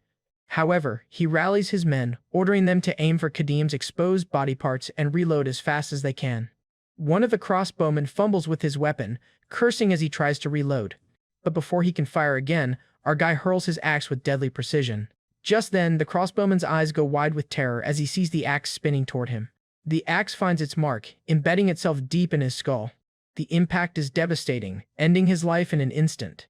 After that, our guy glares menacingly from behind his blood-soaked shield. The other archers panic, shouting that their comrade Rodgo has been killed by the barbarian's thrown axe. Undeterred, our guy continues to advance, using Graham's body to absorb more crossbow bolts as he closes the distance. Another bolt pierces through Graham's hand, eliciting a fresh scream of pain. At that moment, he screamed, "Just kill me instead of using me like this." Furious at his men's terrible aim, Kravan screams at them to either shoot all at once or cease fire entirely. Abandoning the failed strategy, he bellows for all his remaining men to charge. With a war cry, the gang rushes forward to engage Kadim in close combat. His usefulness at an end, our guy grants Graham's wish. He then contemptuously tosses the corpse on the charging bandits. Assessing the sheer number of opponents, he decides he can't risk a serious injury in a prolonged fight. To end the battle swiftly and decisively, he pulls out a water skin filled with demon blood, and after drinking it, a powerful red aura erupts around him. Kravan watches in confusion, wondering if the barbarian is simply quenching his thirst. But as he drinks, our guy feels an incomparable elation as the demon blood's power surges through him. Crimson energy envelops his body, preparing him for the slaughter to come. His eyes begin to glow a piercing red, signaling the activation of his berserker state. The bandits charge forward, mocking what they assume is an easy kill. Yet, in the blink of an eye, they halt in confusion as they realize Kadim has completely disappeared. Before they could react, he instantly decapitated 2 of them. Panic erupts as the men frantically search for the barbarian, who is now moving too fast to see. The demon blood takes full effect, granting him a massive boost to his speed. Now a crimson blur of death, he weaves through the crowd, cutting them down with terrifying efficiency, and his speed is so great that his enemies are dead before they even see him coming. Just then, the remaining men cry out in terror, realizing they're being slaughtered by an enemy they can't even track. His sword flashes through the night, a streak of deadly light, and he effortlessly decapitates 3 of them in a flurry of lightning-fast strikes. Kravan watches in disbelief as his men are systematically butchered, unable to comprehend what's happening. Struggling to process the scene, he wonders if this barbarian somehow possesses divine power, but he can only conclude that he is witnessing the power of a true monster when our guy slices through another bandit without slowing, his crimson eyes already locked on the next kill. Kravan gulps, finally understanding the sheer difference in power between them. In a desperate gamble, he calls for one of his men to bring him a loaded crossbow. Then he prepares to take matters into his own hands, readying the weapon for a single, decisive shot. He watches Kadim's movements closely, noticing a brief pause after each kill, and as the numbers dwindle and the distance grows, these pauses become increasingly frequent. He waits patiently, tracking the berserker as he cuts down more of his men. Then he identifies the pattern. After a kill, Kadim momentarily shows his back as he turns to find his next target. As our guy dispatches another bandit and turns, he sees his opening and fires, sending the bolt speeding directly toward the barbarian's exposed back. The bolt flies true, aimed perfectly at the momentarily vulnerable warrior. But just as the bolt is about to strike, Kadim senses the attack from behind. While Kravan grins with grim satisfaction, believing he has finally landed a fatal blow. As the crossbow bolt flies true and close to its mark, Kadim's berserker eyes lock onto it. Kravan stares in utter disbelief, and his celebration is cut short as, instead of finding its mark, the arrow is stopped cold in the berserker's bare hand. Unfazed, he grips the caught arrow and snaps it in 2, his crimson aura flaring with contempt. To which the gang leader can't comprehend the scene, wondering what kind of monster catches an arrow with his bare hand.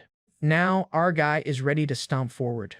He then casually drops the broken arrow to the ground, his imposing presence freezing the bandits in their tracks. Panicked by this relentless advance, Kravan orders his men to reload their crossbows. And one of the bandits rallies his men, screaming for them to charge and stop him from reaching their boss.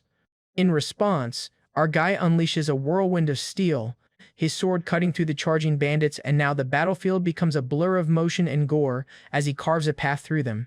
Amidst the carnage, his cold red eyes remain fixed on his true goal. Kravan realizes in horror that the berserker has no intention of stopping, instead prioritizing the troublesome crossbowmen. Desperately, he asks how many loaded crossbows they have left, learning they have only 3 shots remaining. With a plan forming in his mind, he tells his subordinate to listen carefully. He hands the arrow to his subordinate, then pulls the hammer from the ground. With a guttural roar, he braced himself for the brutal attack. Yet Kadim continues to advance, unwavering in pursuit of his ultimate goal. And with ruthless ease, he cuts through Kravan's subordinates to clear his way. The gang leader knows that, having cleared the subordinates blocking the way, he can close the distance in an instant, and even if he swings his hammer, he won't be able to land a hit. At that very moment, he begins to think of another plan, but his thoughts are abruptly interrupted as our guy rises from the dust, and he tightens his grip on the hammer. Just then, Kravan screams, "Eat this, you barbarian bastard," as he raises his hammer high into the air. And then, smashing it onto the ground, he created exactly the opening he needed. The impact shook the ground, shattering debris and momentarily distracting our guy. "You idiots!" Now, Kravan shouts, giving the signal to his hidden archers. At his signal, multiple crossbow bolts are fired in a coordinated volley towards the blinded warrior. But Kadim dismisses the ambush as nothing more than petty tricks.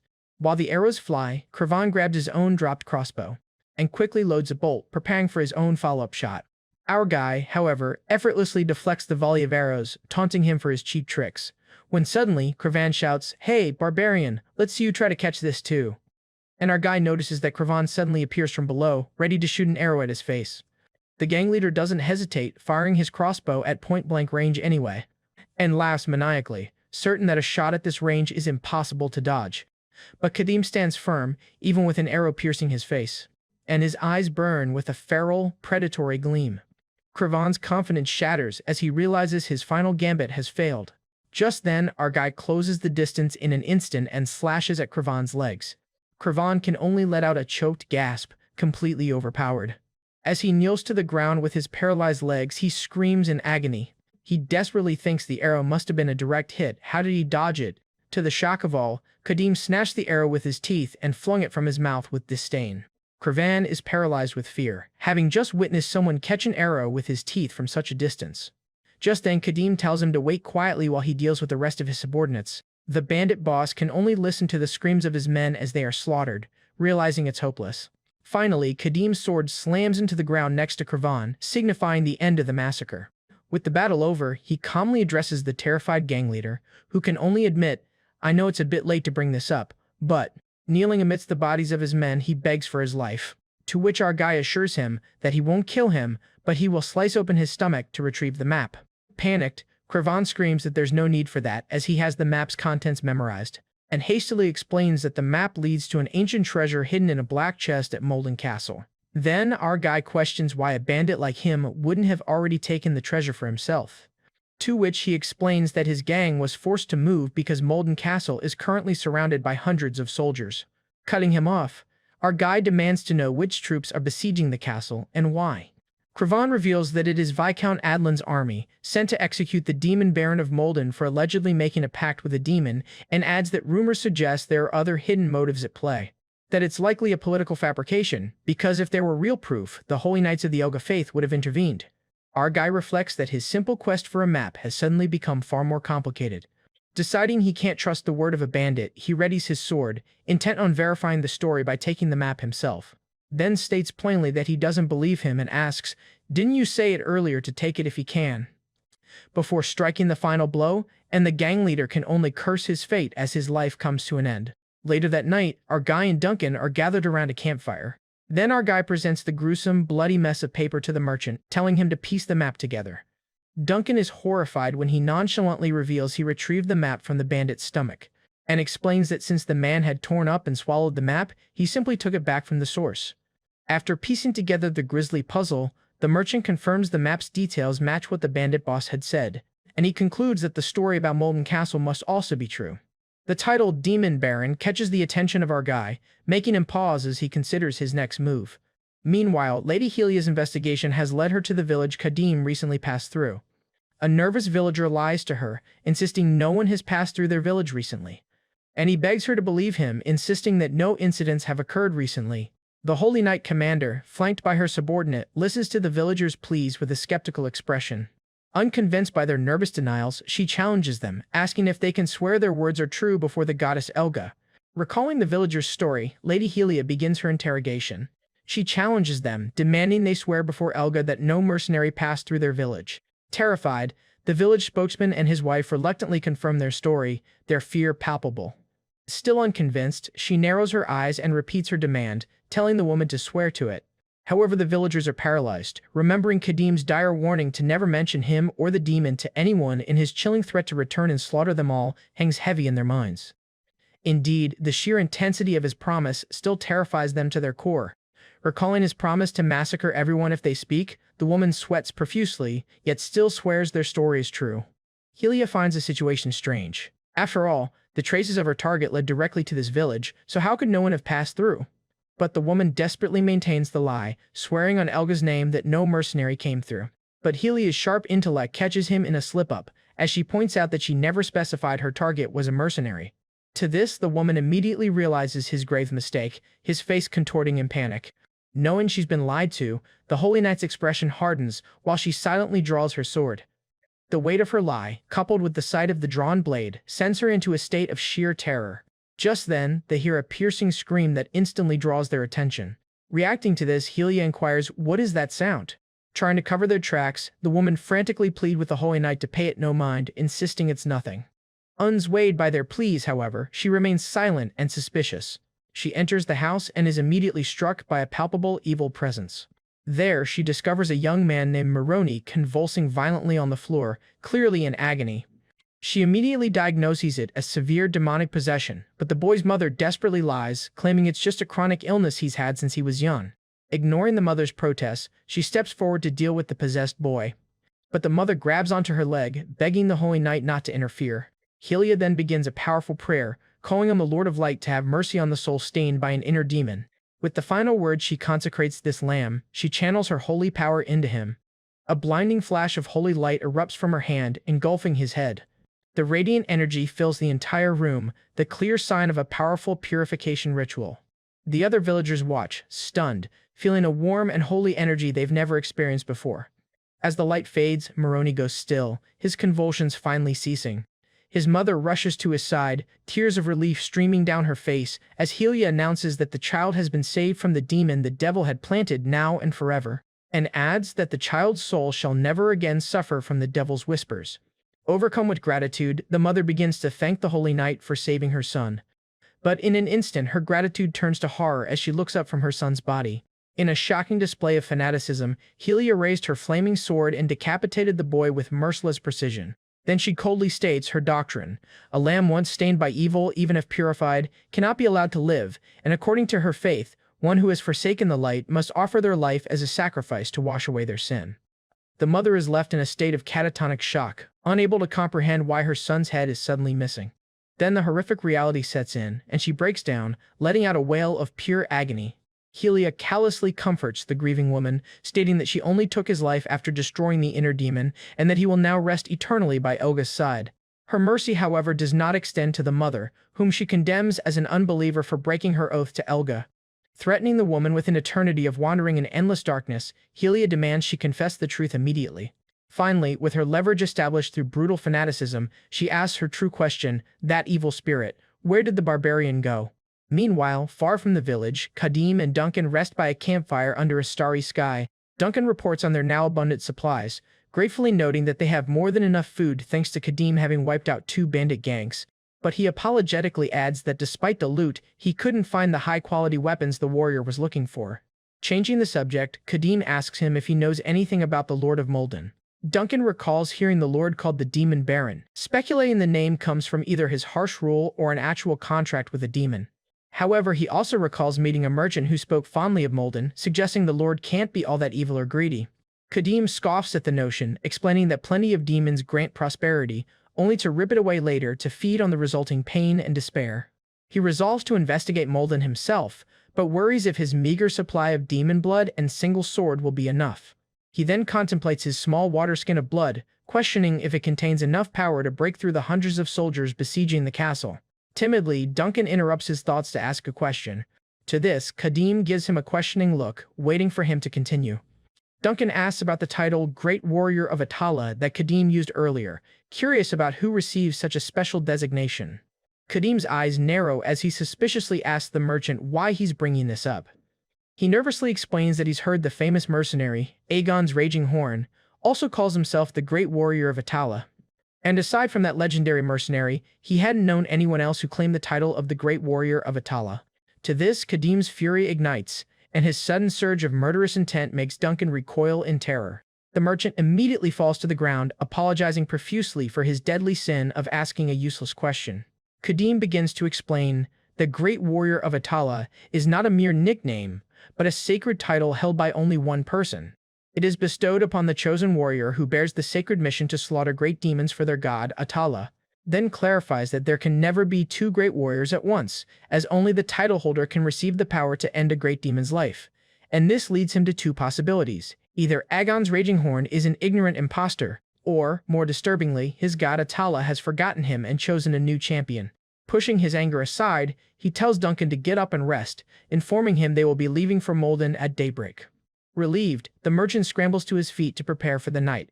As Duncan settles down, Kadim is left to ponder whether this new great warrior is an impostor or a sign that he has been forsaken by his god. Either way, he makes a grim vow he will tear this Aegon's raging horn apart the moment they meet. The grim, imposing fortress of Molden Castle is besieged under a dark and stormy sky. Inside, weary guards stand watch, their faces etched with the fatigue of a long siege.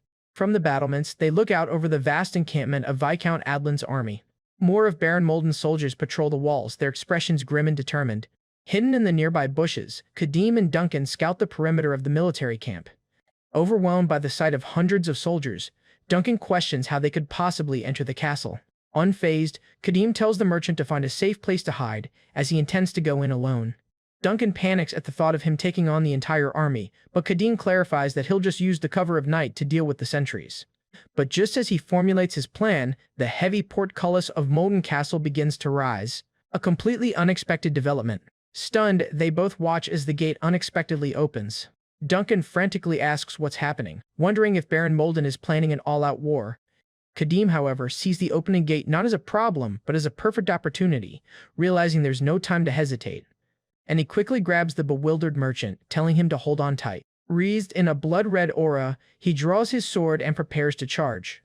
With Duncan slung over his shoulder, he launches himself forward, his eyes glowing with berserker rage as he announces his intent to break through in one go. As the castle gates open fully, a contingent of Baron Molden's soldiers marches out to meet the enemy. One of the soldiers looks up, confused by the sudden appearance of a single charging barbarian. Before the man can react, a blur of motion rushes past him. It's Kadim, moving at inhuman speed as he decapitates through the first rank of soldier, and his head flying from his shoulders in a spray of blood. Without breaking stride, our guy continues his deadly charge. Just then, he carves a bloody path through the Baron's men, limbs and heads flying in his wake. Yet the remaining soldiers watch the slaughter unfold with unnervingly blank expressions, which is extremely strange. Our guy notes with confusion that they show no agitation or fear as their comrades are killed right before their eyes.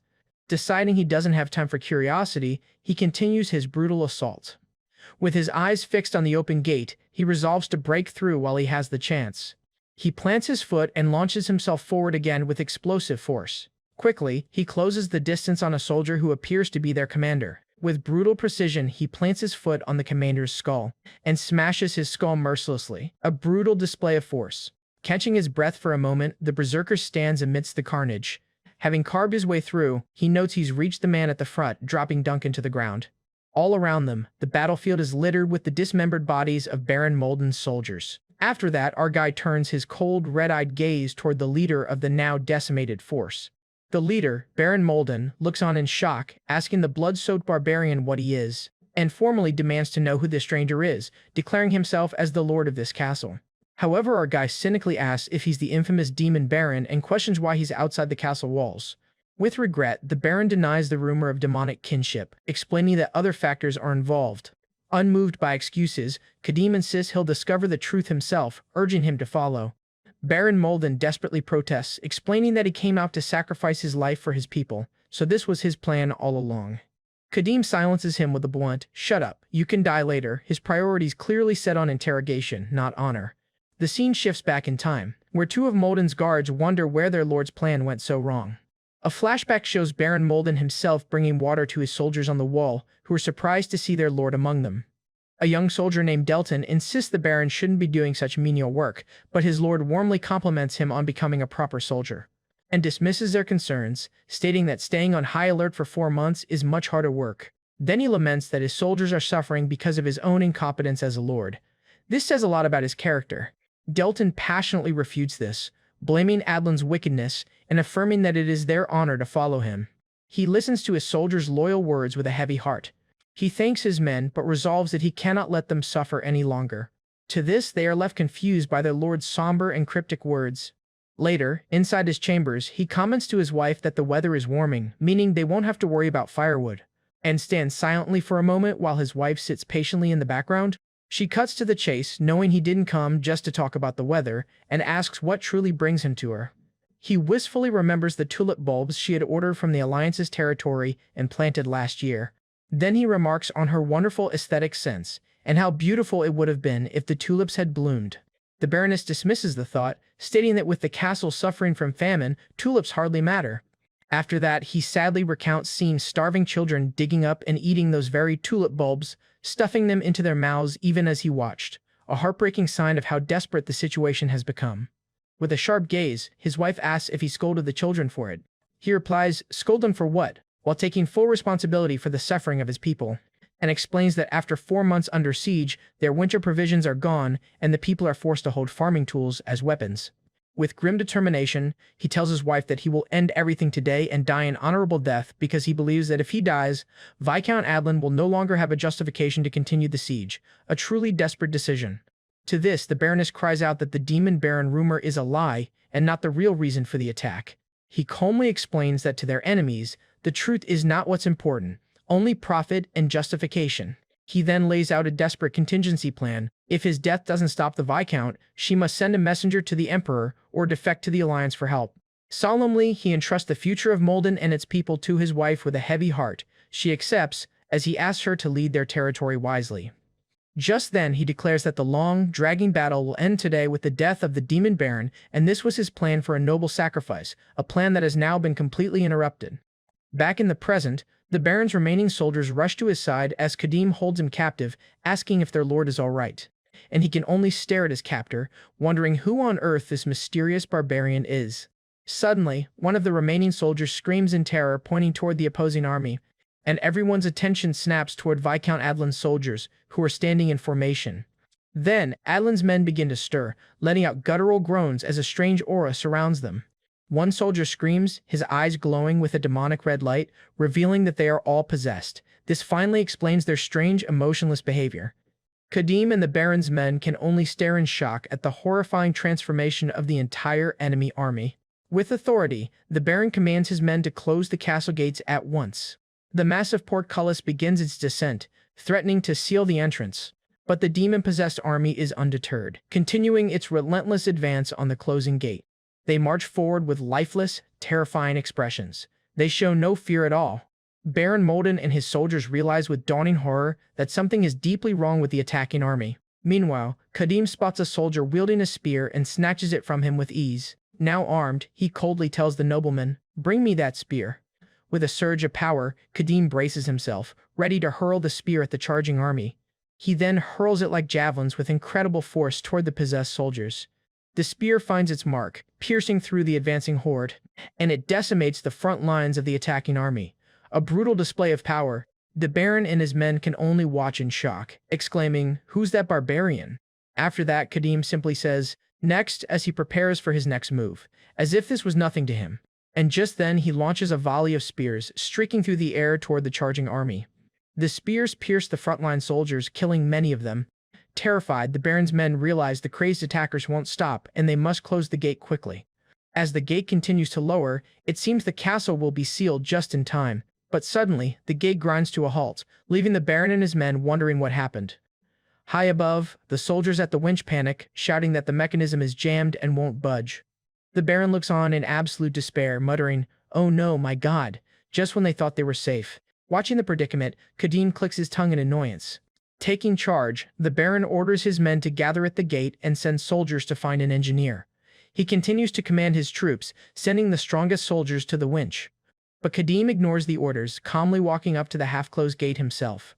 A soldier points in shock, alerting the Baron to what he's doing. Our guy places his hand firmly on the massive iron portcullis. The soldiers watch in disbelief, wondering if he's actually trying to pull the gate down himself. With a guttural roar, he puts his back into it, straining against the immense weight. With a groan of stressed metal, the massive portcullis begins to move upwards, an unbelievable feat of strength. As he lifts the gate, the soldiers realize the enemy is already at the entrance, remembering that a dozen of their strongest men couldn't even budge it. Baron Molden frantically orders his men to cover him, telling them to throw anything they can to slow the enemy's advance. On his command, his men launch their spears with precision, but their spears are not enough to hold back the tide of possessed soldiers pouring through the widening gap. Having lifted the gate high enough, Kadim tells everyone to stand back. With a final monstrous effort, he prepares to let the gate fall, and the massive portcullis slams down with thunderous force. It crushes the possessed soldiers who were trying to swarm through the entrance. Kadim scoffs, satisfied with his work. Standing before the now-closed main gate, he declares, "That should do it, right?" The Baron and his men can only stare in awe, questioning if their savior is even human with such monstrous strength. Turning to the stunned nobleman, Kadim suggests they have a calm talk. Later, inside the castle, a proper meal of meat, bread, and stew is served. Baron Molden welcomes his guests, admitting it's been a long time since he's been able to entertain, while Duncan marvels at the sight of proper food. He greedily slurps down his soup and immediately asks for another bowl.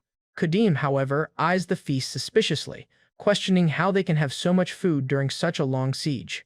It's a very sharp observation. The Baron explains that as a matter of honor, he would carve flesh from his own thigh before letting a guest go hungry. Kadim scoffs at the talk of honor, asking if that's also why he tried to throw his life away. The Baron quietly admits that, to some extent, it was. Our guide demands the full story, wanting to know why he led a suicide charge. The Baron agrees, stating that he must go back in time to explain everything. And he begins his story explaining that Molden was once a barren and unsafe land. As a young man, he received the Emperor's command and was determined to make it a good place to live. Over a dozen years, he poured his heart and soul into the land, transforming Molden into a prosperous and peaceful city. And due to its remote location, he believed Molden's peace would last forever. However, he reveals that one man's greed and jealousy changed everything, and that man was his neighboring lord, Viscount Adlin. The Baron explains that as Molden prospered, the jealous Viscount began to spread false rumors. Adlin branded him a demon baron, claiming he had signed a contract with a demon. Kadim and Duncan listen as the Baron recounts how, at first, no one believed such baseless rumors, but the situation changed when the fourth prince fell for the Viscount's daughter, giving Adlin a direct connection to the imperial family. With the Emperor's tacit approval, Adlin's words were no longer seen as nonsense, and the subjugation of the so-called demon baron began. He concludes his story, explaining that after 4 months under siege, he intended to sacrifice his own life to end his people's suffering. In other words, he was ready to die to save his people. Kadim finds the story strange, questioning how a 400-man army could maintain a siege for 4 months without any gains or resupply. A very logical inconsistency. The Baron has no answer, weakly suggesting the imperial family might be secretly helping them. Our guy remains silent, clearly unconvinced by this explanation. Having told his story, the Baron turns the tables, asking who Kadim is and why he broke through the enemy camp to get here. Kadim states that he's looking for something in Molden, specifically a fist-shaped rock in the exact center of the castle. The Baron is shocked, confirming that such a rock does indeed exist in the castle's basement. "Good. Take me there," Kadim commands, promising to leave quietly once his business is done. But the Baron immediately refuses, declaring that entry to the basement is forbidden. To this, Kadim's expression hardens as he demands to know the reason. The Baron replied firmly that he could not tell an outsider, unfortunately. So much for their newfound alliance. The air grows heavy as Kadim glares, his patience clearly wearing thin. Duncan feels the sudden shift in atmosphere, noting how the once friendly Baron has become so incredibly firm. Both men stand tense, locked in a silent standoff. The tension is palpable. During a tense standoff, Kadim questions Baron Molden's sudden refusal to grant him access to the castle's basement. He sighs in frustration, realizing his surprisingly smooth infiltration was just too good to be true. Of course, it was never going to be that simple. Losing his patience with the Baron's defiance, he makes a swift, threatening move, grabbing a knife from the dinner table. Baron Molden is visibly startled by the sudden aggression. In a flash, Kadim slams the knife down on the table. Though shocked, the Baron doesn't flinch, holding his ground against the clear threat. To illustrate his point, he crushes a large insect, grimly warning the nobleman that his 100 soldiers will meet the same fate by tomorrow, a brutal yet effective visual threat, and coldly reminds him that his men are trapped by the surrounding enemy, and that hiding will only briefly delay their deaths. He then emphasizes the futility of resistance, stating the soldiers will be crushed just like that bug, dying in vain without ever knowing why. Deciding he doesn't need a reason for the secrecy, he simply offers him a choice. The brutal ultimatum is laid bare: guide him to the basement quietly, or be forced to do so after he slaughters all his people, a truly impossible choice. The Baron weighs the terrifying proposition, acknowledging to himself that the threat is very real. Resigned, he admits his mistake in allowing such an unpredictable outsider into his castle. With no other option, he concedes, agreeing to guide him to the basement. However, just as Kadim seems to have won, he adds a condition, stating they cannot go immediately. Kadim eyes him with suspicion, questioning this last-minute condition. The Baron proposes a deal. He will grant Kadim access to the basement if he helps defend the castle from Viscount Adlin's coming attack after the Baron surrenders and dies, and explains that once he is gone, Adlin will certainly launch a desperate, all-out assault. A truly bizarre and desperate proposal. Once the attack is repelled, he promises, his steward will lead the warrior to his prize. Kadim openly scoffs at the plan, calling the idea of an honorable death for his people ridiculous. The Baron is stunned into silence by the scathing critique of his noble intentions. Kadim condemns the plan as abandoning his duty and leaving the consequences to a complete stranger. The Baron has no response, forced to contemplate the harsh truth in the warrior's words. After that, our guy lectures that while self-sacrifice can appear noble, the Baron's plan is anything but. He is merely trying to dump his burden on others and take a coward's way out. A harsh but undeniably true assessment of the Baron's plan. Then, clenching his fist, Kadim declares that the Italian way of a warrior is different. He then describes how an Italian fights to the bitter end, even when their limbs are twisted and their skulls are smashed. With unwavering intensity, he defines this brutal defiance against all odds as a true honorable death. A very different and far more violent definition of honor. Baron Molden stares at the knife and the crushed bug, silently processing the warrior's violent but profound philosophy. Having made his point, he proposes a different offer, inviting the Baron to hear him out. Later, the merchant Duncan is shocked to see the two men talking again after their heated confrontation. Kadim presses for a final answer, asking the Baron what he has decided. Baron Molden agrees to consider the new offer, sending Kadim and Duncan to a guest room to await his decision. A steward leads the unlikely pair through the inner castle to their temporary quarters, and they enter a well-furnished room. To Duncan's surprise, the intimidating warrior generously tells him to take the bed and get some rest. While the merchant fidgets, Kadim calmly prepares his equipment, anticipating the coming conflict.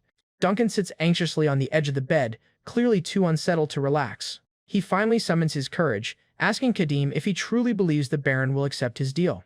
Kadim answers confidently that it's a good deal for the Baron, who has no other choice anyway. Relieved, Duncan admits he was worried when the previously accommodating Baron had suddenly turned so stubborn.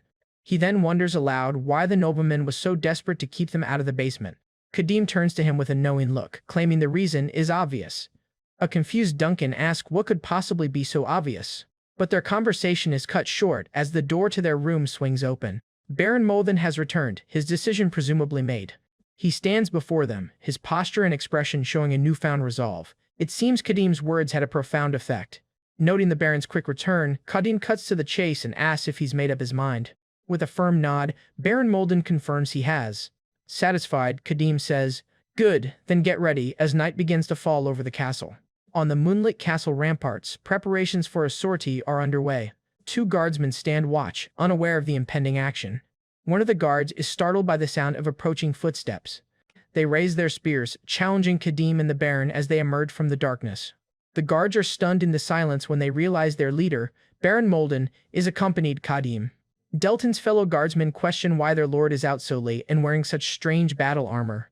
However, the Baron calmly instructs his officer to maintain composure and help him. Still confused, Delton asks what's happening, but his lord simply orders him to help secure a rope. He then gives his men clear instructions to tie a rope securely to the rampart pillars. And whatever happens, do not step outside the castle. Following their lord's orders, the soldiers secure the heavy rope to the stone battlements. With the rope secured, Kadim steps to the edge of the wall, ready to descend. He effortlessly rappels down the massive wall, his movements shockingly swift and silent. A shocking display of agility for a man his size. From atop the wall, the soldiers watch in disbelief, amazed that someone with his massive frame can move so agilely. As Baron Molden prepares to follow, Delton urges him to be careful. Before descending, the Baron calls out the names of his most trusted men, starting with Skellen and Odik. He continues his solemn roll call: Kren, Benin, Chirad, Dunpin, and finally, Delton. To this, Delton acknowledges his Baron's call, his voice filled with concern. Baron Molden entrusts them with a task more precious than his own life, to protect Molden itself. The weight of their lord's final words leaves Delton and the other soldiers shocked and somber. This is clearly a farewell. His farewell is complete, he descends the rope to join Kadim on the ground below. Kadim waits patiently at the bottom, wryly asking if he has finished his goodbyes. To this, Baron Molden gives a simple, resolute reply: "I am." Just then, Kadim draws his sword. With their alliance now forged, he turns to the determined Baron and says, "Good, then let's go." Their deadly, shared objective is clear. They are heading out to kill Viscount Adlin. Stunned by the plan, Baron Molden can only ask, "What did he just say?" Inside the relative safety of the castle, the two men finalize their strategy. Kadim lays out his audacious plan. Just the two of them will raid the enemy camp at sunset, armed with only a sword and a spear. The Baron is incredulous, asking if charging the camp with only 2 men isn't just a death wish. At this, Kadim coldly points out that since the Baron was already planning a suicide charge, death was the expected outcome either way. Caught off guard by his brutal logic, the Baron is momentarily stunned into silence. The warrior explains that whether the Baron surrenders or fights to the death, his demise would remove Viscount Adlin's justification for the army's presence. He then questions him, reminding him that sacrificing his own life was the fundamental goal from the start. Baron Molden worries that a failed raid would only provoke the Viscount into destroying Molden completely in retaliation. But Kadim confidently dismisses his concerns, assuring him they will end the Viscount's life during the raid. Left speechless by the warrior's absolute conviction, the Baron can only stare in disbelief. As a contingency, Kadim promises that if they fail to kill the Viscount, he will still honor his original deal to help defend Molden. At this, the Baron reflects that he would have considered such confidence pure arrogance if he hadn't already witnessed the man's incredible abilities firsthand. Reminding him that he was planning to die anyway, Kadim frames the raid as a no-lose opportunity to eliminate the source of the disaster. He then imparts the warrior's creed he lives by: keep striking down the enemy until your dying breath. Under the cover of night, the duo begins their infiltration and immediately encounters sentries guarding the perimeter. Without a word, a blade hurls towards them, signaling the beginning of the assault. Through the hurling blade, Kadim silently and efficiently dispatches the first guard before he can even raise an alarm. The guard cries out in pain while the other guard, caught completely by surprise, looks at him. He then looks around for the source of the attack, but finds only eerie silence. Before the man can even process what's happening, Kadim closes in for the kill and impales his sword into the soldier's neck. The soldier dies instantly. As he stands over his fresh kill, he feels that something is off during the day. It's unnerving that the soldiers show no reaction to seeing their comrades killed right in front of them. His instincts scream that something is terribly wrong with this army.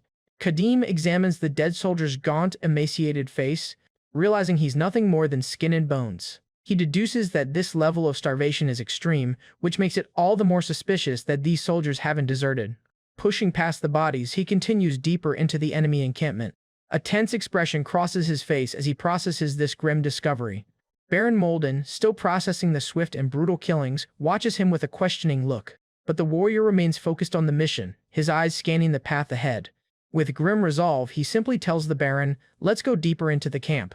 And so, the two warriors press forward into the heart of enemy territory. They soon discover the camp is unnervingly active, with soldiers wandering about instead of sleeping. The Baron is baffled, wondering why the soldiers are awake and wandering the barracks without even taking off their armor.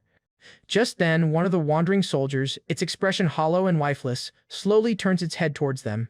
Its eyes are devoid of life, confirming Kadim's suspicions of a demonic influence. Suddenly, they find themselves surrounded by a horde of groaning, zombie-like soldiers. Kadim tasks the Baron with holding the line while he pushes forward to confront their leader. Confused, the Baron asks who exactly he's going to look for.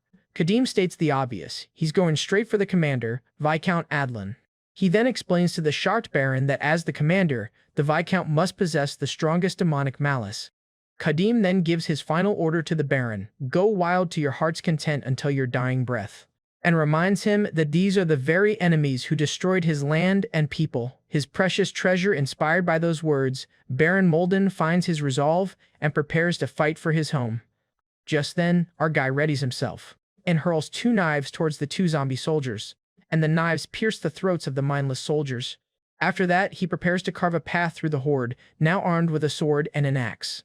With brutal efficiency, he cuts a swath through the seemingly endless waves of enemies. He notes with grim satisfaction that his theory was correct. The soldiers are nothing more than puppets. The Baron can only watch in stunned silence as Kadim tears through the possessed army. His blades move in a blur, decapitating soldiers with ease. He continues his relentless assault, leaving a trail of bodies in his wake. Another soldier screams as it charges. Resorting to sheer brute force, our guy pierces straight through the soldier's head. Covered in blood but completely unfazed, he pauses for a moment after the kill. However, he observes that the deeper he goes, the wilder the soldiers get, confirming that the demon is concentrating its power to stop him. Realizing the significance of the increased resistance, he knows his hunch was right. He sees a large, lit tent in the distance and realizes he's headed in the right direction, the commander's tent. Without hesitation, he bursts into the tent, ready to face the source of the corruption. Inside, he finds Viscount Adlin seated on a makeshift throne, surrounded by his personal guard. The guards are clearly under the same spell, their bodies surrounded by a sinister purple aura. The Viscount himself is also radiating a powerful demonic energy. The possessed guards immediately spring into action, moving to intercept the intruder. As they do, the Viscount's eyes snap open, revealing glowing red pupils that signify his demonic possession. Just then, the demon-possessed Viscount mockingly welcomes him, congratulating the shameless wild dog for making it this far. Far from being intimidated, Kadim greets the taunt with a confident smirk. Our guy finds the situation interesting, recalling that he only encountered a few possession-type demons during his first playthrough. And he realizes he stumbled upon a rare type of enemy and seems to relish the upcoming challenge. Sitting on his throne, the Viscount scoffs at our guy, saying, "What's so funny?" and states that he can see Kadim's trivial body, calling him a pest and warning him to leave Baron Molden alone. Comparing its long-laid plans to a cultivated orchard, the demon angrily asks if a wild dog like him truly thinks he can interfere with the harvest. Unimpressed by the villain's monologue, Kadim coldly tells it that it sure likes to yap. Seeing that the warrior won't back down, the demon declares that he has just chosen to give up his life. And with that, a massive wave of red demonic energy erupts from the Viscount's body as he prepares to attack. At this, Kadim is momentarily surprised by the sheer volume of demonic power being released. As it prepares its ultimate technique, the demon tells him to bid farewell to his petty ego. Its power continues to swell as he roars that from this moment on, Kadim's flesh belongs to it. The malevolent energy then surges towards him, attempting to overwhelm and possess him. His eyes widen as he feels the full force of the demon's malice trying to invade his consciousness. Just then, the demon explains its technique. It is pouring all of its malice into him, and any slight crack in his consciousness will allow it to take complete control. But the possession attempt suddenly stalls, leaving the demon confused and questioning what's happening. A vision of his past life as an office worker flashes through his mind, the source of his unshakable modern soul. Following this vision, the demonic energy dissipates harmlessly around him. The demon feels pain when his demonic energy possession attack is deflected. Reeling in shock, it exclaims that its possession failing is impossible. Still in disbelief, he questions how its malice is being denied and why it can't take over the warrior's body even with its full strength. Our guy simply smirks, offering a mock apology and explaining that the slot for a soul in his body is already filled. A brief vision of his former self, a spectacled office worker, confirms that his transmigrated soul is acting as an impenetrable shield. Kadim stands defiantly as the remnants of the possession attempt fade away. The demon recalls that the only other time its possession failed was against a higher-tier demon, making this human's resistance completely baffling, and states that he initially suspected a high-tier demon was inside the Kadim, but now sees it's just a demon possessing a large human. He then grins menacingly, shocked to have been bested by a mere human. Enraged, it tells the wild dog not to get cocky, vowing that if it can't take his body, it will take another approach. With that, the demon decides to simply crush him, transforming Viscount Adlin's body into a monstrous, hulking beast. He then roars that it will just have to crush him into pulp. Gripping its massive mace, the beast prepares for a devastating attack. Kadim braces for the incoming blow, his expression hardening with focus. The demon then swings its enormous spiked mace with incredible speed and force. However, our guy manages to block the strike with his axe, but the impact is immense. The force of the blow sends him skidding backward as he struggles to hold his ground. And his axe, unable to withstand the demonic power, has a small piece broken off from the impact. With his primary weapon useless, Kadim clicks his tongue in frustration. The monster roars in triumph, winding up for another bone-crushing swing. But he quickly dodges, stepping back just as the mace smashes into the ground where he just stood. The impact sends dust and debris flying as he creates distance from the beast. Now on the defensive, Kadim faces the towering beast from afar. The demon mocks him, calling him a pathetic, shameless wild dog for turning tail and running. Now wielding his broken axe, Kadim calmly assesses that the mace was clearly meant for the demon's new hulking form. He correctly deduces that a normal weapon like his axe won't be able to withstand a head-on clash with the massive mace. After that, he calmly studies his opponent, formulating a new plan of attack. The battle rages on in the encampment, just outside the walls of Molden Castle. The demon's foot glows with red energy as it taunts Kadim, asking if he's looking for a place to run. Meanwhile, its army of possessed soldiers surrounds our protagonist, boxing him in. The beast notes that while he may have killed a few of its puppets, it still has over 300 more to use. A possessed soldier lunges forward with a sword, but Kadim is ready. Our guy effortlessly dodges their clumsy attacks, his mind still focused on the larger threat. He then retaliates with a swift swing of his axe, and brutally smashes a soldier's head, clearing a path through the horde. He continues his deadly dance, cutting down the possessed soldiers one by one. Just then, the monstrous demon brings its mace down in a powerful overhead smash. Kadim narrowly dodges the attack, the spiked weapon just missing his face. The mace pulverizes the ground, but he has already leaped back to evade. The demon growls that there's nowhere for the wild dog to run. However, Kadim lands, his expression unchanged as he continues to analyze the situation. He launches himself away from another ground-shattering impact from the mace. Using his superior speed and agility, he easily outmaneuvers the lumbering beast. He comes to a sudden stop, kicking up dust as he prepares his next move.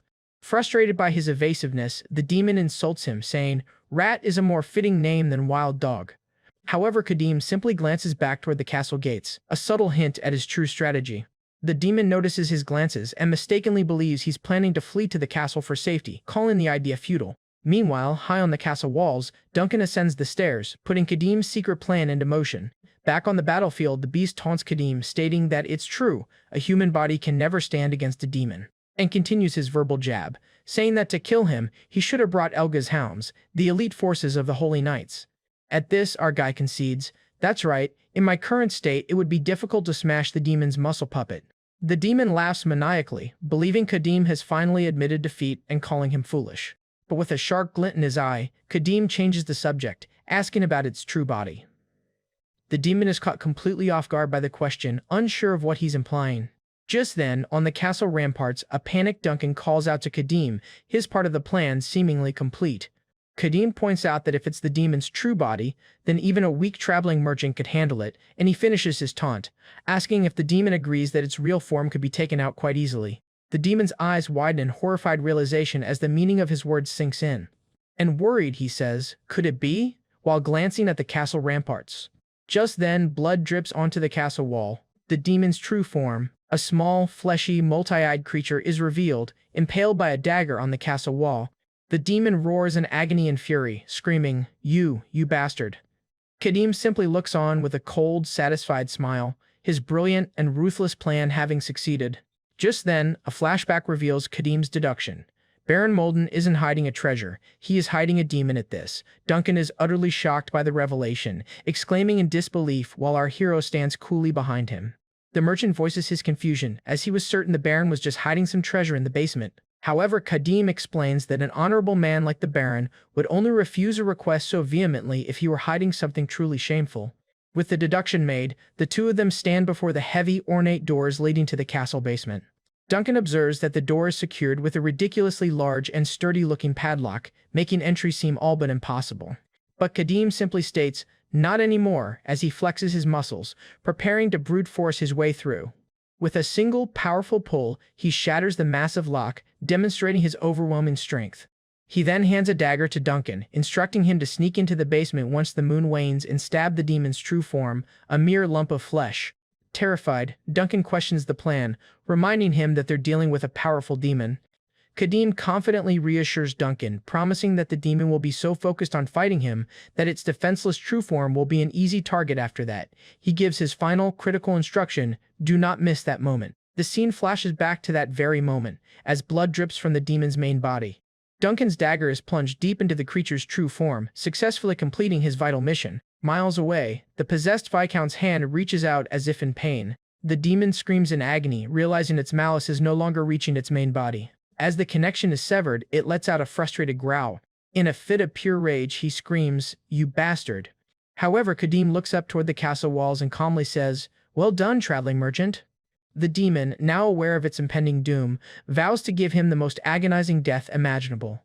It continues its threats, promising to tear his limbs off and shove his guts down his own throat. Watching from the castle walls, Duncan is horrified to see the monstrous creature grow even larger in its rage.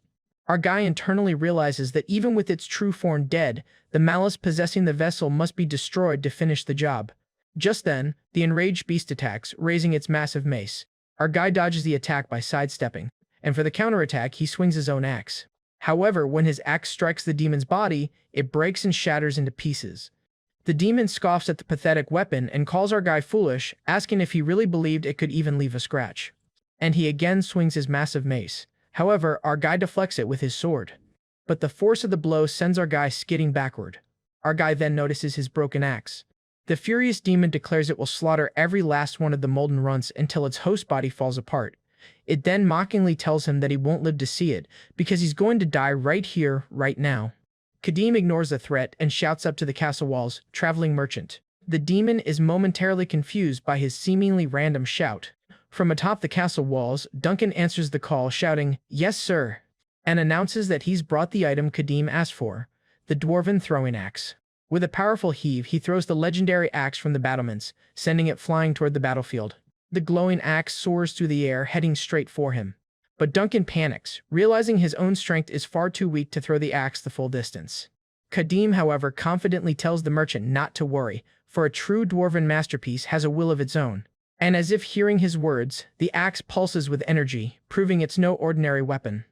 The axe accelerates mid-flight, speeding toward its intended target. Kadim reaches out and catches the axe. Gripping the axe tightly, our guy is now ready for the final fight. Duncan stares in disbelief, having just witnessed the axe fly over 60 meters on its own in an instant. The demon is also shocked. How could that be? Our guy states that the Baron really is something else. He should have just kept the demon hidden. He then admires the fine craftsmanship of the dwarven axe now firmly in his grasp. The demon recognizes the weapon as a creation of the northern dwarves and realizes that Kadim came to Malden just for this axe. Kadim slams the blunt end of the axe into the ground, preparing to unleash its power. He dismissively tells the demon it talks too much for a possession type. Our guy proposed to throw, declaring it's time to shut the demon's mouth for good. With a powerful spin, he launches the glowing dwarven axe at his foe. The beast screams, "It's a dwarf weapon, or whatever," and he swings his massive mace with all his might, aiming to shatter the dwarven axe. The spinning axe and the heavy mace are on a collision course. The dwarven axe meets the demon's crude mace in a cataclysmic impact and shatters it into pieces. The demon is utterly shocked as its solid steel mace is shattered to pieces by the powerful axe. Yet the axe continues its trajectory unabated, slicing clean through the demon's head. The demon's monstrous body begins to crumble and decay, its life force extinguished. Kadim grins, satisfied that he has finally acquired a good weapon. Descending from the castle walls by a string, Duncan lets out a sigh of awe and relief. The possessed vessel of Viscount Adlin finally collapses, defeated. A cloud of black and red malice erupts from the corpse as the demon's influence fades. Kadim observes the dissipating malice, explaining that without the main body, possessed puppets cannot be sustained. With the main threat neutralized, he realizes there's just one loose end left to tie up. He turns to find Baron Molden approaching him from behind. Duncan, seeing the Baron, calls out in surprise and confusion. The Baron draws his sword, his movements unnaturally stiff, and attacks our guy. Just in time, our guy sidesteps and dodges the attack. A tense silence falls over the battlefield as Kadim and the Baron lock eyes. Kadim stares grimly, calling out the Baron's name. A dark, demonic aura begins to swirl around the Baron's body. His eyes glow a menacing red as he asks if Kadim thought the fight was over. Now fully possessed by the demon's lingering malice, he sneers, "You shameless wild dog?" Kadim's expression hardens as he realizes he must now fight the very man he just saved. Unfazed, Kadim confirms his suspicions, realizing the demon had already planted its malice within the Baron as a contingency plan. The demon tells him that he grant the Baron false hope through self-sacrifice, only to then force him to witness his own people slaughter. The demon seethes, lamenting that it was just one step away from savoring the Baron's ultimate despair before Kadim ruined everything. Kadim deduces that the malice was specifically designed to keep the Baron alive just long enough to witness the destruction of his beloved home. Trying to provoke him, the demon asks if he will tear the Baron apart just as he did with Viscount Adlin. But Kadim merely scoffs at its confidence, coolly asking if it really thinks it can pull that off. Correcting the demon's assumptions, he tells the malevolent spirit that it is mistaken about something crucial. He then clarifies that his actions were never for the Baron's sake. He simply made a pragmatic deal and reveals the cold strategic reason he brought the Baron into battle, to use him as a pawn in this exact scenario. The demon attempts a bluff, pointing out that the soldiers are watching and will hunt him down if he kills their leader. Kadim counters logically, stating that they would do the same if the demon survived by taking over the Baron's body. With chilling resolve, he declares that if Molden attacks him, he won't hesitate to slaughter every last one of the soldiers. Having witnessed his power, the demon grimaces, acknowledging that the barbarian's threat to massacre everyone is no bluff. Accepting this, he cackles maniacally, declaring that for its plan to work, the Baron must die at Kadim's hands. As a mere fragment, it explains that even if it can't destroy Molden itself, it can still achieve its ultimate goal, to savor the Baron's agony. The possessed Baron then lunges forward, screaming that he'll force the man to watch his own soldiers die by the barbarian's hand. And yet, Kadim remains completely still, unimpressed by the desperate and pathetic attack. However, the demon stops midway. Kadim watches intently, sensing a change in the struggle for control. Indeed, the Baron's body convulses as he groans in pain, fighting the demonic influence from within. With trembling hands, the Baron's true will begins to fight back, his own grip tightening on his weapon. He grunts and struggles as a fierce internal battle rages for control of his body. Then, in a stunning display of willpower, Baron Molden's own consciousness resurfaces, screaming that the demon will not harm his people. The demon is utterly shocked, unable to comprehend how a mere mortal could possibly resist its possession. Kadim watches the impossible feat, confirming that the Baron's spirit is as strong as he had hoped. With a final roar of defiance, the Baron shouts that he's taking the demon to hell with him. As he tries to sacrifice his life, his sword shatters against his armor. However, he did not stop and increase the pressure. In a final, desperate act of self-sacrifice, he stabs his own body. A pool of dark blood spreads across the ground as the fatally wounded Baron begins to collapse. From the castle ramparts, his loyal soldiers witness the horrifying event in stunned silence. They cry out in confused anguish, unable to understand why their beloved leader would take his own life. The Baron falls heavily to the ground, his final act of defiance complete. The fading voice of the demon expresses its utter disbelief that a human could overcome its possession just to commit suicide. Now free of the demon, Baron Molden regains consciousness. Kadim approaches the fallen noble, his expression unreadable. Duncan rushes to his side, nervously asking if the Baron is dead. At this, Kadim quietly informs the merchant that the Baron is not yet dead, though the wound is fatal. As the Baron coughs up blood, Kadim remarks on the impressive strength it must have taken to pierce such thick armor. The dying Baron admits that such a feat would have been impossible without borrowing the demon's power. With regret in his voice, he laments that even in this final moment, he has failed once again. Kadim looks down at the dying man, a flicker of something other than his usual coldness in his eyes. In a gesture of unexpected respect, Kadim takes his enchanted sword, Mosquito, and places it in the Baron's hand. Confused, the Baron notices his body feel slightly lighter as the sword's magic takes effect. Just then, Kadim explains that the sword's vampirism effect will only delay his death for a short while, but it will give him time. However, he acknowledges that while most people's will shatters when facing a demon, leaving only fear, the Baron was different, choosing mutual destruction rather than surrendering his spirit. He then tells the Baron not to blame himself, stating that this is a tribute to his incredible iron will. Duncan can only stare in stunned silence at this uncharacteristic display of compassion. The merchant is shocked. He had believed Kadim saw humans as nothing more than walking lumps of meat, yet here he was, showing profound respect. Kadim tells the Baron that while he cannot save him, he can at least grant him an honorable death by listening to his last words, and offers the dying noble a chance to speak his mind one last time, without regrets. Barely able to speak, the Baron manages a weak laugh, calling it an honor. He expresses his gratitude that such a great warrior is with him at the very end. Beginning his confession, he admits his final thoughts are filled with nothing but complaints and regrets. His greatest regret, he explains, was not destroying the demon the moment he discovered it. In a flashback, the grotesque, rock-like demon is seen tempting a younger Baron, promising to make Molden the greatest territory in the region, and recalls the demon's only condition, that he must cherish his people and devote himself to the land as if they were his own children. Thinking the condition strange but harmless, he accepted the pact, unknowingly stepping into the demon's fatal trap.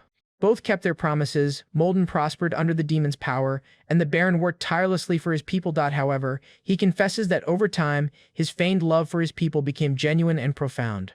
But as his love grew, so did his guilt and anxiety, knowing that this prosperity was built on a demonic lie. He lived in constant, gnawing fear that the demon could take it all away on a whim. Eventually, his worst fears were realized when Viscount Adlin, manipulated by the demon, arrived to destroy everything he held dear. Kadim finally understands the demon's truly twisted goal, to make the Baron genuinely love his people, only to savor his despair upon losing it all. The Baron then laments that even in victory he had to rely on someone else's strength to save his home. But Kadim corrects him, pointing out that it was the Baron's own powerful will that ultimately drove out the demon's malice. Finding some peace in his words, the Baron agrees that at least he was able to end it with his own strength. Kadim looks down and quietly affirms the dying man's final act of courage. With his last breaths, the Baron asks him to deliver a message to someone named Delpina.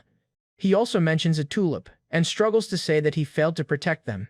His final, heartbreaking message is a simple apology to those he couldn't save. Baron Molden, the noble lord who sacrificed everything, finally passes away. Kadim gazes at the fallen Baron, his expression a mixture of grim respect and stoic resolve. In the aftermath of the battle, a solemn funeral procession for Baron Molden begins at the castle. As the late Baron's body is carried through the courtyard, he is mourned by his people. Baroness Molden, now the acting lord, watches over the proceedings with a heavy heart. All his loyal soldiers are also desperate. Even the common folk gather to mourn the loss of their Baron who sacrificed himself for their sake. Observing from a distance, Kadim and Duncan watch the funeral get underway. Meanwhile, soldiers gather around the grotesque remains of the demon that was once Viscount Adlin. Captain Delton quietly contemplates the confusing and bloody events of the previous night. A soldier reports that their fallen comrades have been attended to, and all that remains is to burn the monster's corpse. He adds, anyway, what exactly happened here? To think that the monster fighting the barbarian was Viscount Alden. After that, he expresses his disbelief at how Adlin's entire emaciated army perished overnight. However, he's puzzled by the Baron's suicide, and wonders if a demon was truly responsible for the tragedy, and concludes that only the barbarian, Kadim, knows the full truth, but he is keeping his mouth shut. As Delton tries to make sense of it all, he recalls Kadim appearing with the Baron's body and the soldiers demanding answers. The barbarian had delivered a simple, edited truth. The Baron fought his enemy until his final breath, and that is all they needed to know. The soldiers silently absorbed his stark yet honorable account of their lord's last moments. With his story told, Kadim had ordered the gates opened, and told them that the Baron was a true man who deserved to rest among the treasure he loved most, his people. Delton's expression shifts as he begins to grasp the deeper meaning behind the barbarian's words. He realizes Kadim's story positions the Baron not as a demon contractor, but as a hero who died fighting for Molden. Inspired, he vows that he and his men will carry on the Baron's will and protect their home. It dawns on him that the Baron's most precious treasure was never gold, but the people he swore to protect. Just then he rallies his men to clean up the aftermath, declaring it their first duty under their new lord, the Baroness. His soldiers roar in agreement, united in their new purpose. As Kadim and Duncan prepare to leave, the Baroness arrives to speak with them. Now the new lord of Molden, she formally thanks the mercenary for his invaluable aid against their enemy. On behalf of her late husband and all of Molden, she bows deeply in gratitude. Kadim, ever blunt, states that there is no need for any further thanks. He pats the dwarven axe at his hip, declaring that he has already received his payment from the Baron. The Baroness is taken aback by his cold and transactional response. Insisting that a single weapon is not enough, she offers what meager reward of gold and food she can. However, Kadim curtly refuses, telling her to put it away. Instead, he gives them the location of a bandit base he cleared out, which is filled with supplies. He instructs her to retrieve the supplies for the people of Molden, assuring her the bandits are gone for good.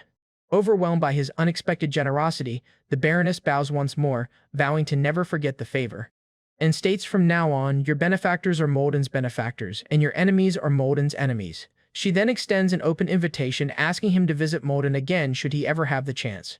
She promises that upon his return, he will be welcomed with the utmost respect. Kadim remains non-committal, saying he can't make any promises before turning to leave with Duncan. Just as he's about to depart, he turns and asks if her name is Delpina. Shocked that a stranger knows her name, she demands to know how. Kadim reveals that her late husband, the Baron, left a final message for her. He relays the Baron's dying words, an apology to his Tulip for being unable to protect her. The name Tulip triggers a precious memory, revealing it was her husband's secret term of endearment for her. A single tear escapes as the weight of her husband's final, loving message settles in. Kadim concludes that her husband died an honorable man, not as a demon's puppet, but as the true Lord of Molden. Telling her she can be proud of him, Kadim and Duncan finally take their leave. Now on the road, Duncan excitedly recounts his terrifying mission to retrieve the axe from the demon's lair. Kadim quickly grows tired of the merchant's rambling and tells him, "That's enough." With a glare, he repeats his command, forcefully shutting the man up. A terrified Duncan can only whimper in agreement. With his companion finally quiet, Kadim asks if he brought the item he requested. At this, Duncan nervously hands over a water skin filled with demon blood. Kadim inspects the blood from the possession-type demon, knowing it likely grants buffs against mental attacks. He grimly notes, however, that it will be useless against his ultimate affliction, the madness debuff. He resolves to find a cure for his madness after he finally reunites with Melissa at the Mage Tower. Holding up his new dwarven throwing axe, he acknowledges that the powerful weapon should at least lessen his reliance on demon blood. He then marvels at the axe, an ancient treasure of a quality he never encountered, even in the original game. He speculates that it must be an artifact from the Age of Myth, when humans, elves, and dwarves battled for supremacy. If it's truly a relic from the ancient dwarf kingdom, he concludes it has to be at least a unique tier weapon. Still, he can't help but wonder why such a priceless treasure was hidden in the basement with a demon. Putting the pieces together, Kadim asks if Duncan saw anything unusual while retrieving the weapon. A terrified Duncan stammers that he vaguely remembers seeing a faint white symbol on the treasure chest. The mention of a symbol concerns Kadim, but he knows he can't risk returning to Molden just to investigate, because he knows he's left a long, bloody trail across the land to get this far. He then anticipates that his pursuers, almost certainly the Holy Knights of Elga, will find him soon enough. While he's unconcerned with low-ranking paladins, he knows the high-ranking Knights of the Order pose a serious threat. From his past life, he recalls the most formidable of them all, the Arch-Paladin. A bitter smirk forms on Kadim's face at the memory of the powerful fanatic. He remarks aloud that the thought of the Holy Knights brings back some bitter memories. He curses under his breath, expressing his contempt for those damn fanatics. As if summoned by his thoughts, the scene shifts to Lady Helia, riding hard towards Molden. She turns and berates her subordinate Edon for being too slow in making her wait. A winded Eden struggles to catch his breath and apologizes, earning only a look of disdain from her. After that, Lady Helia points towards the fortress in the distance, announcing their imminent arrival at Molden. As Kadim unconsciously quickens his pace, a winded Duncan calls out, warning him that he's heading the wrong way, and frantically explains that at this speed, they'll run right into a border guard post, a situation they desperately need to avoid. Pointing towards a less traveled path, he suggests they turn back and take the safer, more discreet side route. Kadim pauses, realizing he had indeed been unconsciously rushing ahead. He reflects that the anxiety of being pursued by Holy Knights, combined with resurfacing old memories, had made him impatient without him even realizing it. Acknowledging Duncan's sound advice, he simply says, "Got it," and agrees to follow his lead. As they travel, Duncan's mind wanders, replaying recent memories of the siege and his new companion. So he hesitantly tries to start a conversation, cautiously addressing his intimidating travel partner. However, a single sharp glance from Kadim is enough to terrify the merchant into silence. Flustered and scared, he quickly backtracks, stammering that it was nothing and to never mind. Unbothered, Kadim pulls out his newly acquired dwarven throwing axe, ignoring Duncan completely. He gives the axe a test swing, muttering about what a dull companion he's stuck with, while Duncan watches on nervously. After a moment of quiet contemplation, the merchant remains silent, having clearly learned his lesson. Elsewhere, the Holy Knights are closing in, with Lady Helia galloping at full speed toward their destination. She masterfully brings her powerful steed to a sudden halt, a look of impatience on her face. She then lets out an exasperated sigh, clearly annoyed by the slow progress of their pursuit. Her subordinate, Eden, finally catches up, his own horse panting heavily from the strain of the chase. Just then, she admits that they aren't making any real progress in their hunt for the fiend, and asks why he can't keep a faster pace. Edon protests that it's impossible to go any faster on a normal horse, muttering under his breath about her advantage in riding a special, radiant horse. He mentally laments that he's up against a divine steed, a rare mount granted exclusively to arch-paladins that can run for hundreds of miles without tiring, and bitterly thinks that Helia's own capabilities must be lacking if the horse isn't moving even faster, but keeping up is still nearly impossible. Suggesting a new course of action, he asks if they should stop at Molden to gather information and verify rumors about the Baron. But Helia shuts him down, explaining that the Imperial family has warned the Order not to interfere in that territory, and their top priority is hunting down their target. With a stern glare, she forcefully reminds him not to dare forget his duty. Internally, Eden scoffs at the concept of duty, questioning if shattering holy relics and slaughtering innocents are truly the missions of a holy knight.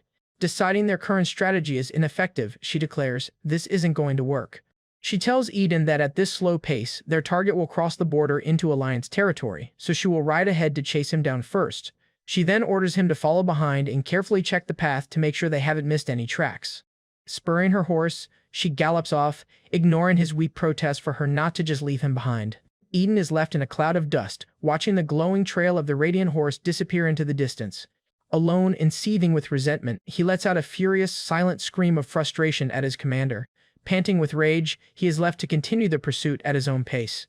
However, he quickly composes himself, blaming his agitation for the outburst and asking his god Elga for forgiveness. Yet his piety quickly turns to resentment as he questions why Elga would grant such mighty power and blessings to someone as flawed as Helia instead of a truly faithful believer.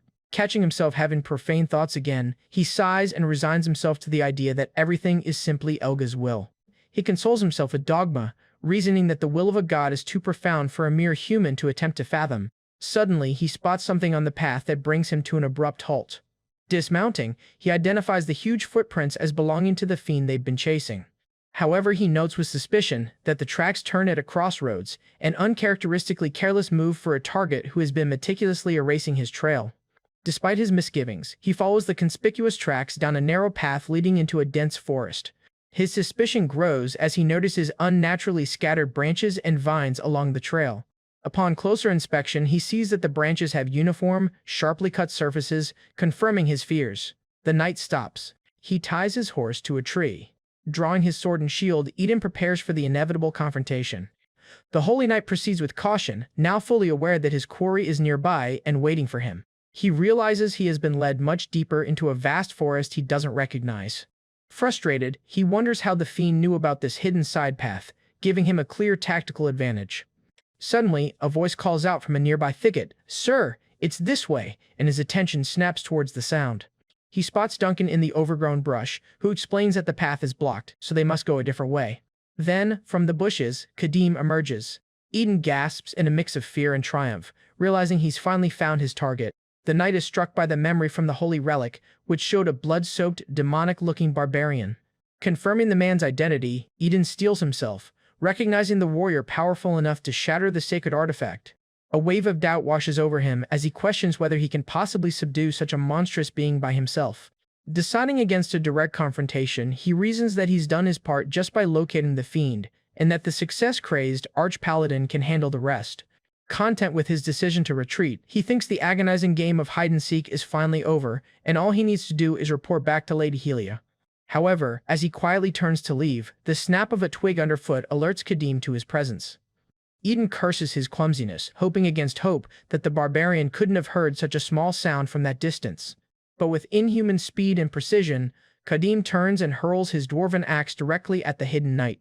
The axe flies through the air with terrifying speed, giving Eden barely a moment to react. The dwarven weapon, imbued with immense power, closes the distance in an instant. He just barely manages to raise his shield to block the incoming projectile. But the axe smashes into the shield with overwhelming force, embedding itself deep within the blessed metal. The Holy Knight stares in utter disbelief, horrified that his sacred, blessed weapon was shattered in a single strike. Stunned and defenseless, he looks up from his broken shield just in time to see his attacker closing in. Having retrieved his sword, Kadim leaps from the trees, descending upon the shocked knight to press his advantage. A glint of fury shines in his eye as he prepares to strike down the Holy Knight. He roars internally, fed up with having to deal with another one of the Elga Fate's fucking fanatic bastards. The battle begins as Kadim charges the armored Holy Knight, Eden, and unleashes a powerful downward swing with his sword. The knight is shocked by the sudden, fast attack. Kadim thinks he will aim for the gap in the helmet, but he fails. His sword strikes the knight's helmet, and the knight collapses to the ground due to the impact of the blow. After that, he takes his axe from the Holy Knight's shield. He then launches a kick that connects squarely with the shield, sending a shockwave through his defense. The force of the blow sends the Holy Knight staggering backward, knocking him to the ground. Stunned, Eden struggles to recover from the brutal assault. Seizing the opportunity and realizing the shield's holy consecration has faded, Kadim raises his new dwarven axe for a finishing blow. The knight watches in horror as the barbarian prepares to strike him down. With a grunt of exertion, he quickly discards his now useless shield. Just as he does, Kadim brings the axe down with incredible force. The weapon smashes into the discarded shield, utterly shattering it on impact. Eden is left in disbelief, shocked by his opponent's monstrous strength and the sheer power of the weapon. Looking at the axe buried in his destroyed shield, he realizes he would be dead if he hadn't dodged. Kadim confirms the knight isn't on a normal patrol and asks if he was tracked here. Terrified, Eden remains silent, unable to answer. Retrieving his axe, Kadim notes that the knight appears to be alone. With a menacing look, he declares that since Eden is by himself, it won't be hard to silence him for good. Fear grips the knight as he understands the barbarian's lethal intent. In a desperate move, he raises his sword, preparing to fight back. Kadim watches impassively, unimpressed by this act of defiance. The knight begins to pray, calling upon Elga to grant him the power of the sacred Guide of Light, and asking for the strength to stand against the wicked fiends before him. But before the spell can be completed, Kadim hurls his dwarven axe with blinding speed. However, Eden barely manages to dodge it. After passing him, the axe smashes into a tree. Kadim mockingly asks if he thought he'd be allowed to cast his spell peacefully, then orders a startled Duncan to retrieve his axe. The knight realizes with frustration that the attack stopped him from receiving the blessing he was trying to cast. Before he can recover, Kadim has already closed the distance between them. Eden is stunned by the barbarian's speed, realizing his opponent is on him in an instant. Their swords clash in a shower of sparks. The knight is staggered by the raw strength of the blow, thinking that if it had connected with his helmet, he would have been knocked out instantly. Kadim presses his advantage, relentlessly swinging his sword. The flurry of attacks forces Eden onto the defensive. His sword finds a gap in the knight's defense, striking his shoulder pauldron. Eden is floored by his opponent's tactical prowess, realizing the man isn't just mindlessly strong but also a highly experienced fighter. Kadim continues his furious assault, overwhelming him. The knight feels his joints snapping with every block, barely able to withstand the brutal onslaught, and struggles to predict his opponent's erratic sword path, feeling completely outmatched. As he fights for his life, he concludes that it feels like he's fighting a monster disguised as a human. Finally, Kadim breaks through his guard, their blades locking. Seizing the opening, our protagonist prepares to grab the knight's wrist. With his sword arm caught, Eden is left completely vulnerable. Now Kadim swings his sword with a precise strike, and brutally stabs the knight through a weak point in his plate armor. Eden chokes in agony as the blade pierces his side. When Kadim retrieves his sword, blood bursts from the knight's body, and he screams in agony. The severed arm and sword fall uselessly to the ground. Gasping for breath, the horribly maimed knight clutches his bloody stump. Kadim coldly judges the man's skills, remarking that he's even worse than the first spearman kid he fought. The knight grits his teeth, acknowledging that with his right arm gone, he can no longer fight. In a last-ditch effort, he reaches for his fallen sword with his remaining hand. He then throws the sword at Kadim, using it as a diversion. While Kadim is momentarily distracted by the thrown weapon, the knight turns and flees. Just then, Duncan arrives with the dwarven axe, only to find the battle over and the enemy fleeing. Our guide takes his dwarven axe from him, and he stares toward the fleeing knight. An injured holy knight flees desperately through the dark forest. He breathes in short, heavy pants, and he takes off all his heavy armor to move fast. Gasping for breath, he believes his only hope is to reach his horse and warn the arch-paladin woman. However, his escape plan is cut short as he realizes he's already been caught, because Kadim's hurled axe is about to hit him. When it hits him, blood sprays into the air. Defeated and wounded, the knight slumps against a tree. Just then, Kadim approaches him, retrieves his dwarven axe, and prepares to interrogate his captive. He begins the interrogation, asking if any other holy knights are nearby. But despite his injuries, the knight remains defiant, calling our protagonist a fiend and demanding death over cooperation. At this, our guy embeds him with his axe. The knight screams in agony as Kadim begins his brutal interrogation, and coldly informs him that he has no intention of killing him just yet.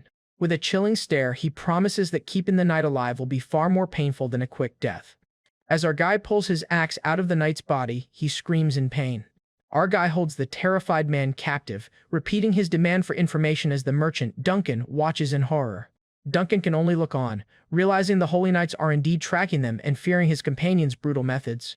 Meanwhile, the captured knight remains silent, his face a grim mask of pain and resistance. In a desperate act of defiance, he strains to prevent himself from speaking. Kadim looks on, completely unimpressed by his resistance. In a shocking move, the knight spits out his own severed tongue to ensure his silence. Duncan recoils in horror, exclaiming that the man bit off his own tongue. Now unable to speak, the knight can only glare hatefully at his captor. Kadim, however, dismisses the act as a pointless struggle, completely unfazed by the man's fanaticism. He explains that as long as the knight can blink, the interrogation can continue, laying out a simple code, 1 blink for yes and 2 for no. He then threatens to drive his axe into the knight's shoulder if he refuses to respond. Giving the man a final warning, he tells him to think carefully if he wants the pain to end quickly. Under immense pain, the knight struggles but is ultimately forced to communicate by blinking. Kadim begins his yes or no questioning, first asking again if other knights are present. After that, he narrows his questions, asking if the pursuing holy knight is an arch-paladin and if the orders came from the archbishop.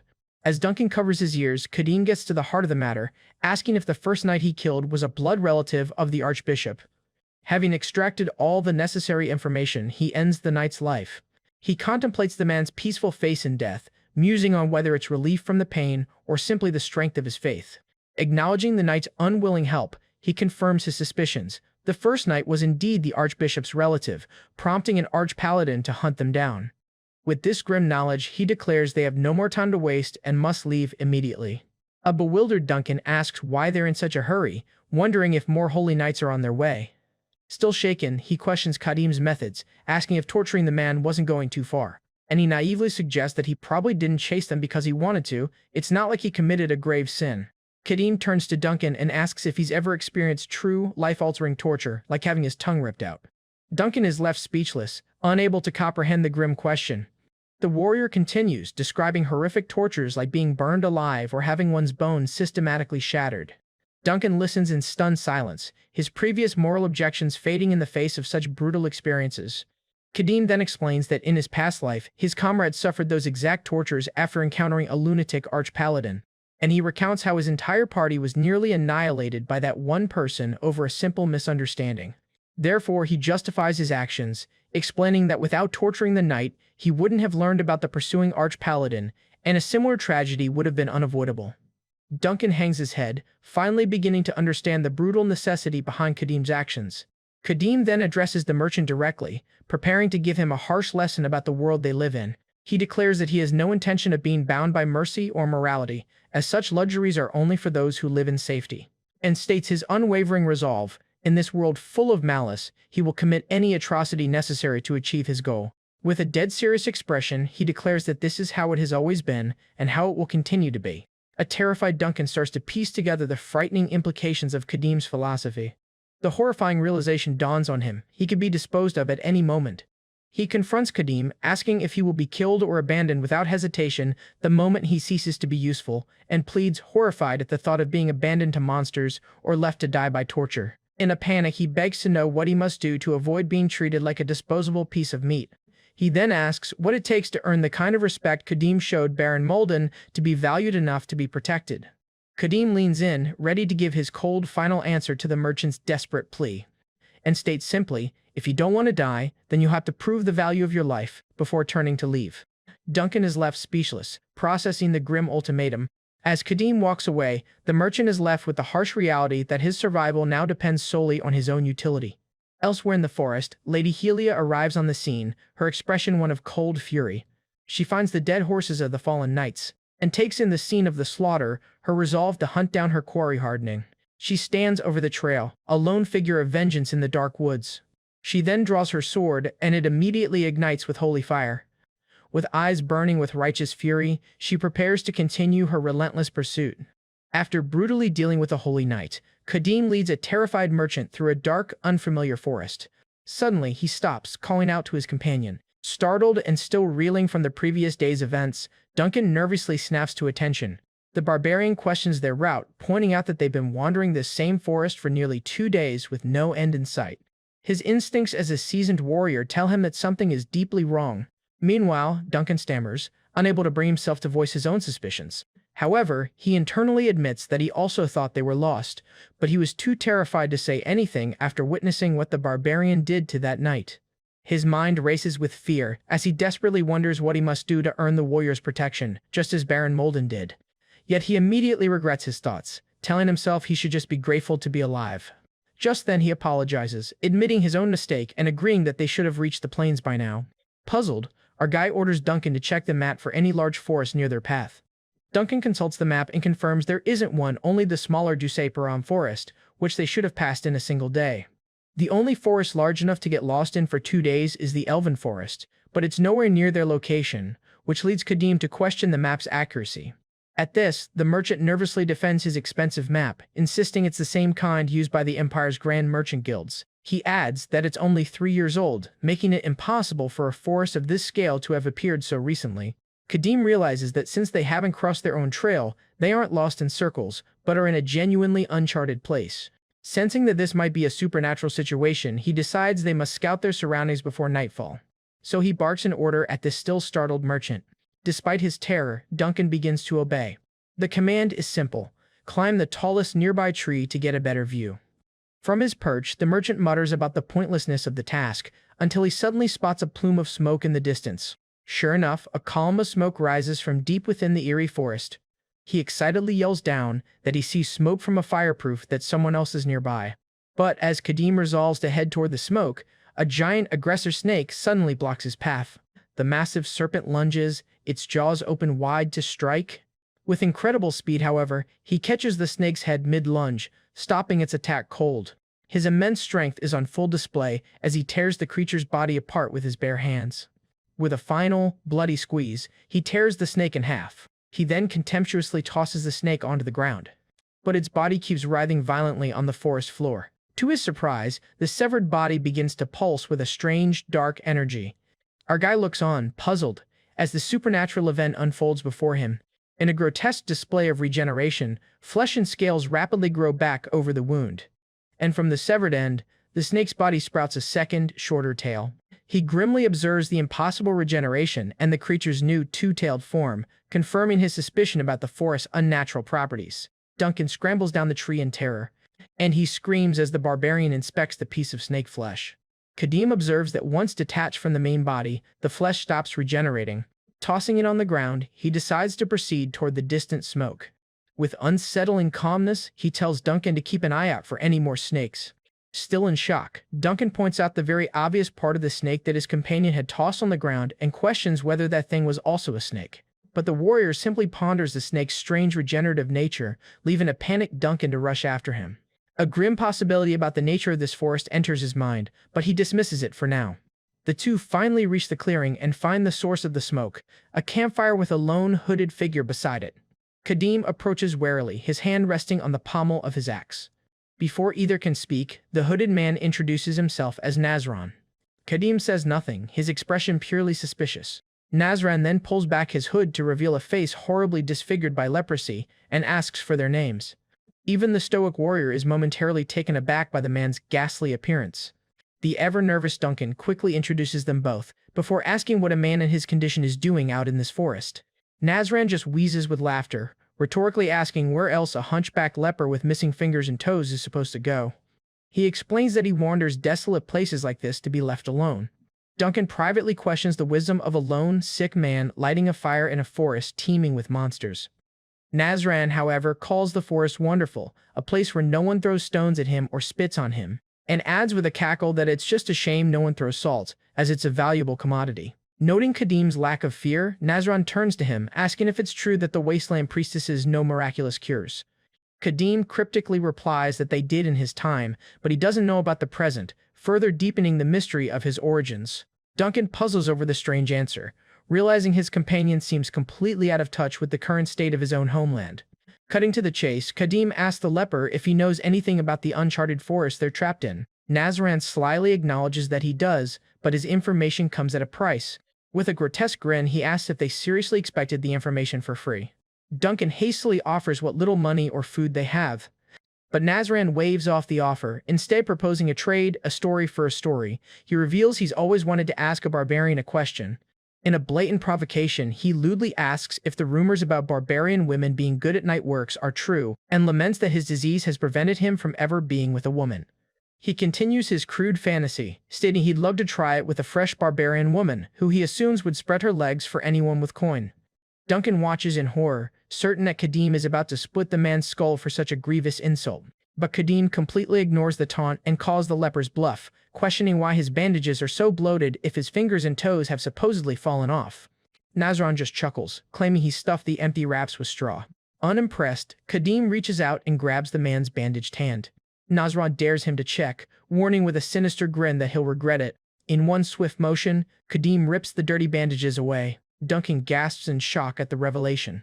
Beneath the bandages, Nazran's fingers are fully intact, though still horribly disfigured by the boils and lesions of his disease. Having exposed the lie, Kadim wastes no time, drawing his axe and slicing clean through Nazran's wrist. The severed hand, now free of its bandages, thuds onto the forest floor. Yet, as Nazran looks down at his bleeding stump, his body trembles not with pain, but with a strange excitement. A twisted, grateful smile spreads across his face as he thanks the barbarian and reveals his true, masochistic desire. He was hoping someone would cut his cursed limbs off for him. Kadim stands poised, watching this bizarre and unsettling turn of events. As blood gushes from the stump, Nazran reminds the warrior of his earlier warning. Just then, two hands erupt from the severed wrist. With a final manic laugh, he taunts Kadim one last time, promising that he will come to regret this. After Kadim slices off his hand, the leper, Nazran, cackles maniacally.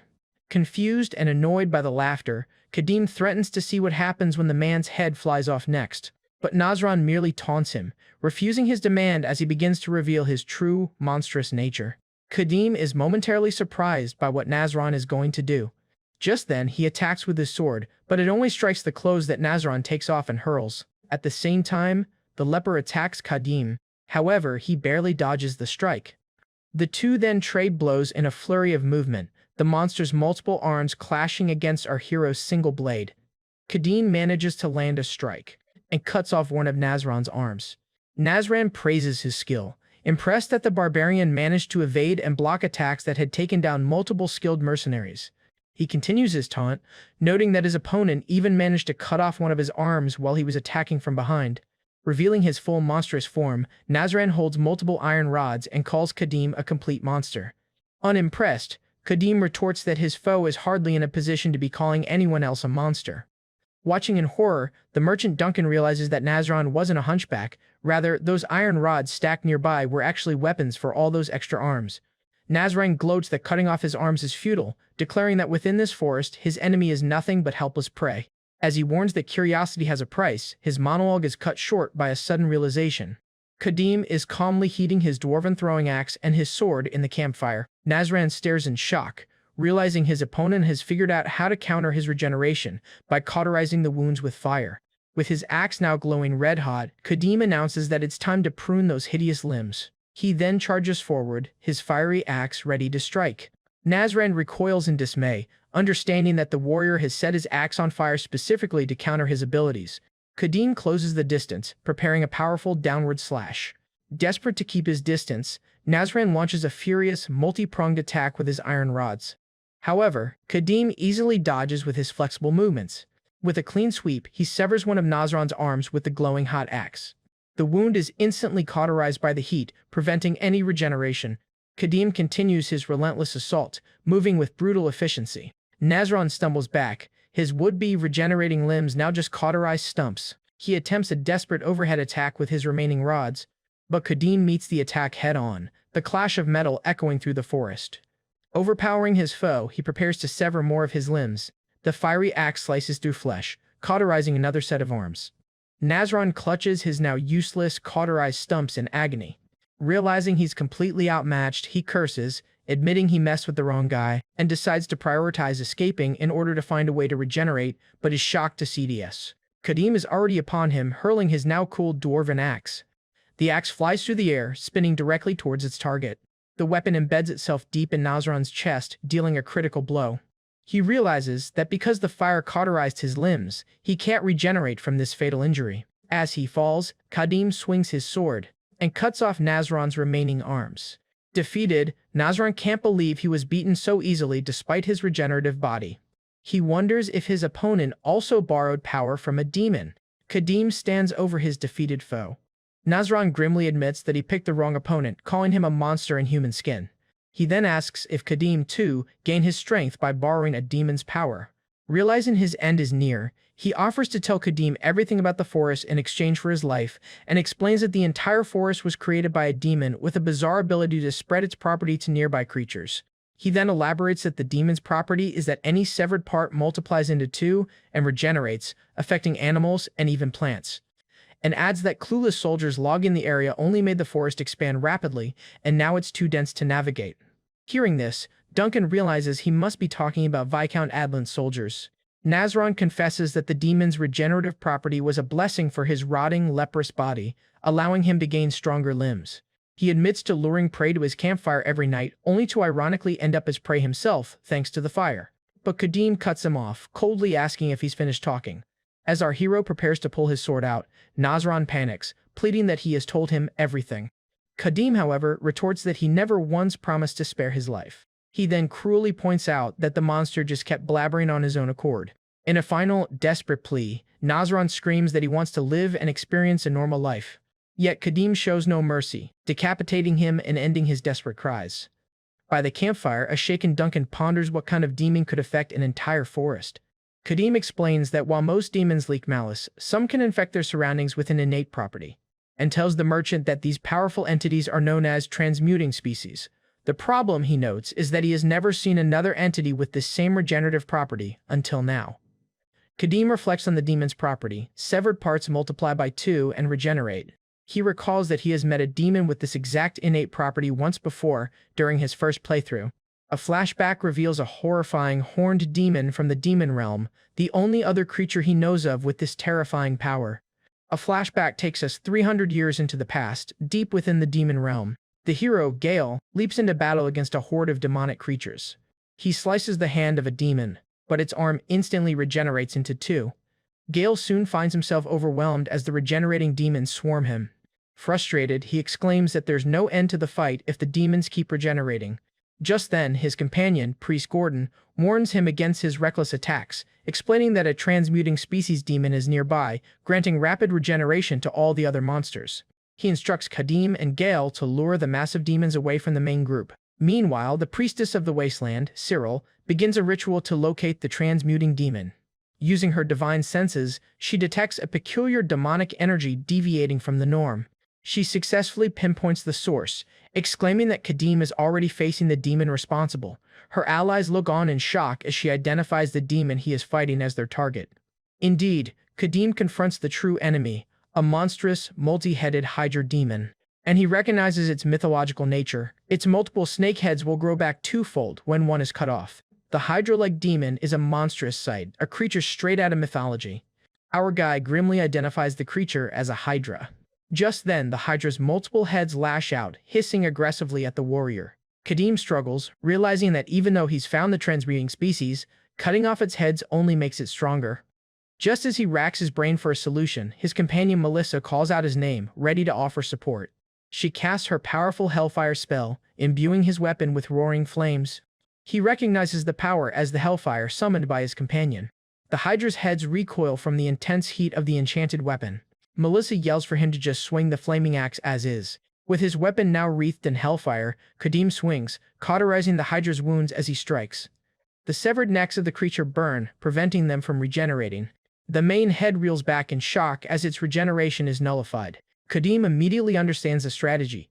Cauterizing the wound stops the regeneration. He praises Melissa for her genius solution, to which she smugly scoffs. Gale cheers him on, urging him to incinerate the monstrous creature.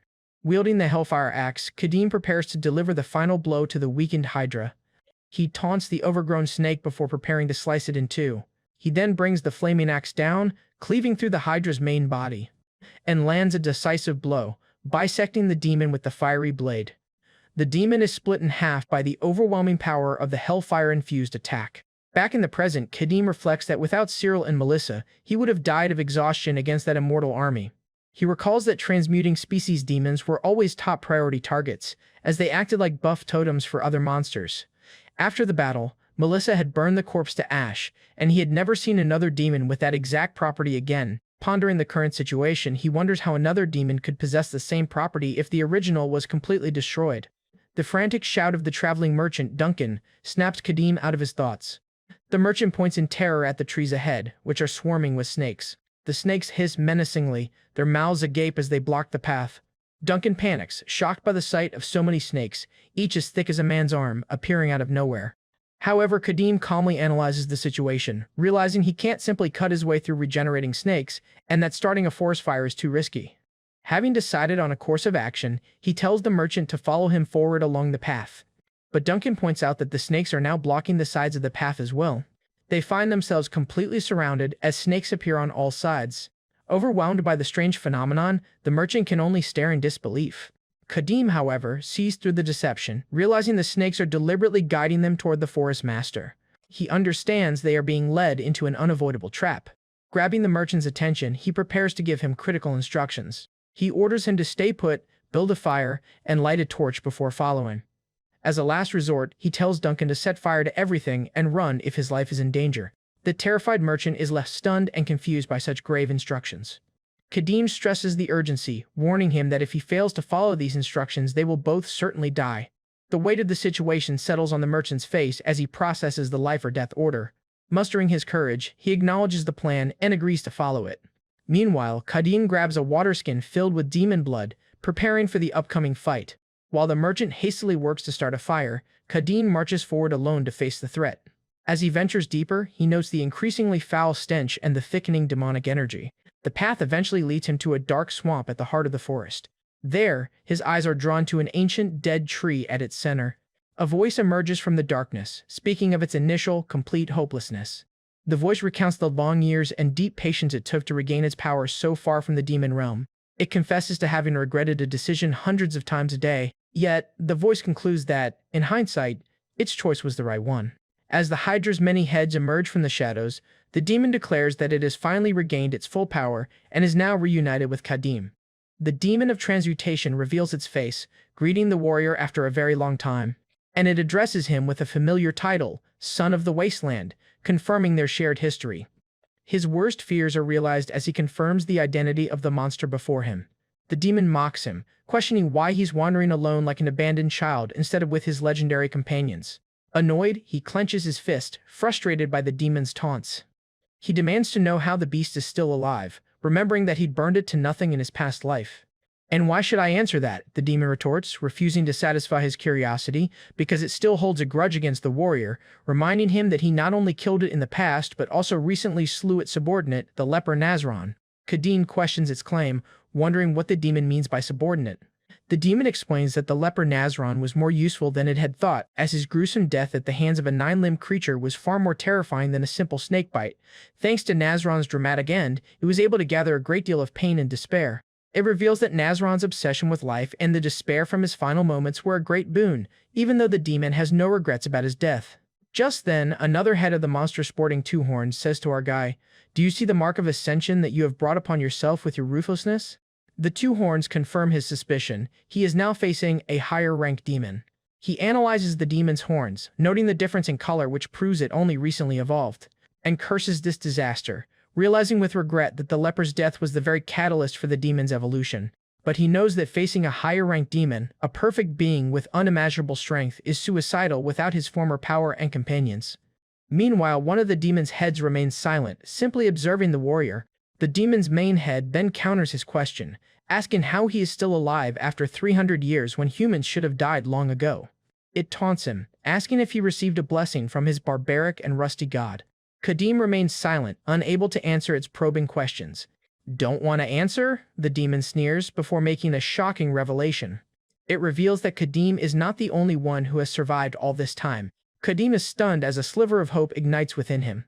His mind races with the possibility that he isn't the only one alive from his old party.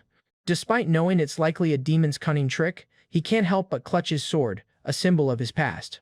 The faces of his old comrades, Gale, Gordon, Melissa, and Cyril flash through his mind. "Don't tell me, have you also seen the others?" he asks, his voice trembling with a desperate hope. The demon laughs, agreeing to tell him what he wants to know, but not for free. It reveals that it saw his new companion, the terrified merchant Duncan, hiding nearby and mocks Duncan as a pathetic coward who trembles at the sight of a dead snake, wondering why the warrior travels with such trash. Kadim remains stoic as the demon questions if he's just dragging the merchant around to feel a sense of superiority. However, it notes that despite being a coward, Duncan has one useful trait, an exceptionally strong obsession with life. "Bring him here," the demon commands, its intentions clear. Kadim is shocked by the horrific proposal. The demon gleefully describes the torturous death it has planned for Duncan, demanding he be brought forth to be dismembered and skinned alive.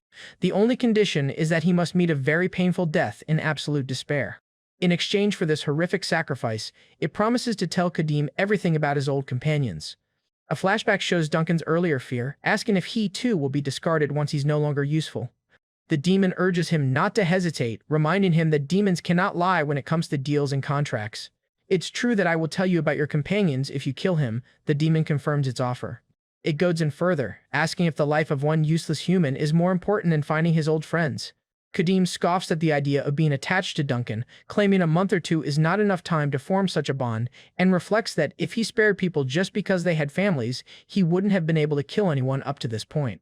However, he feels his stomach churning, not because of the demon's offer, but because of his own reaction to it. He finds his momentary wavering at the demon's ploy pathetically laughable. With renewed conviction, he tightens his grip on his sword, realizing that negotiating with a demon is a fool's errand. He reaffirms his belief that demons are nothing more than things to be torn to shreds and smashed. "Cut the bullshit," he declares, pointing his sword at the demon as he prepares to make a counterproposal. He demands the information about his companions now, promising a cleaner death than last time if the demon complies. The demon is left speechless by his audacity.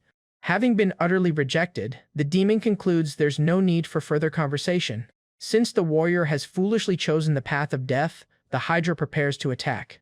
"I'll kill you exactly as you wish," one of the demon heads roars as it lunges forward. Kadim effortlessly dodges it by leaping backward. As he lands, he braces himself for another attack. The demon's head lunges. He swings his sword with all his might, and his blade collides with the demon's neck, creating a shower of sparks. But he is shocked by the result of his attack. His powerful strike didn't even leave a scratch on its tough scales. The demon mocks him, asking if he brought a kitchen knife to the fight. Before he can react, the other heads of the Hydra strike. Our guy realizes the immediate danger he's in. However, he barely manages to dodge it. Then the demon's fangs close in for another devastating blow. He desperately tries to block with his sword. His eyes widen in disbelief as he notices the monster's trick. Another head of the Hydra slams him from the side. As the blow connects, he kneels before it. The Hydra looms over its downed opponent, victorious. Kadim coughs, reeling from the powerful impact. The demon, however, looks down, confused by his opponent's lack of power as he attacks again. Kadim struggles to push himself up from the initial attack, but gets caught in another one. The impact from the strike shakes the entire area. He spits blood, the damage he sustained clearly visible. The demon voices its confusion, noting that while the warrior hasn't aged in 300 years, he seems to have grown much weaker.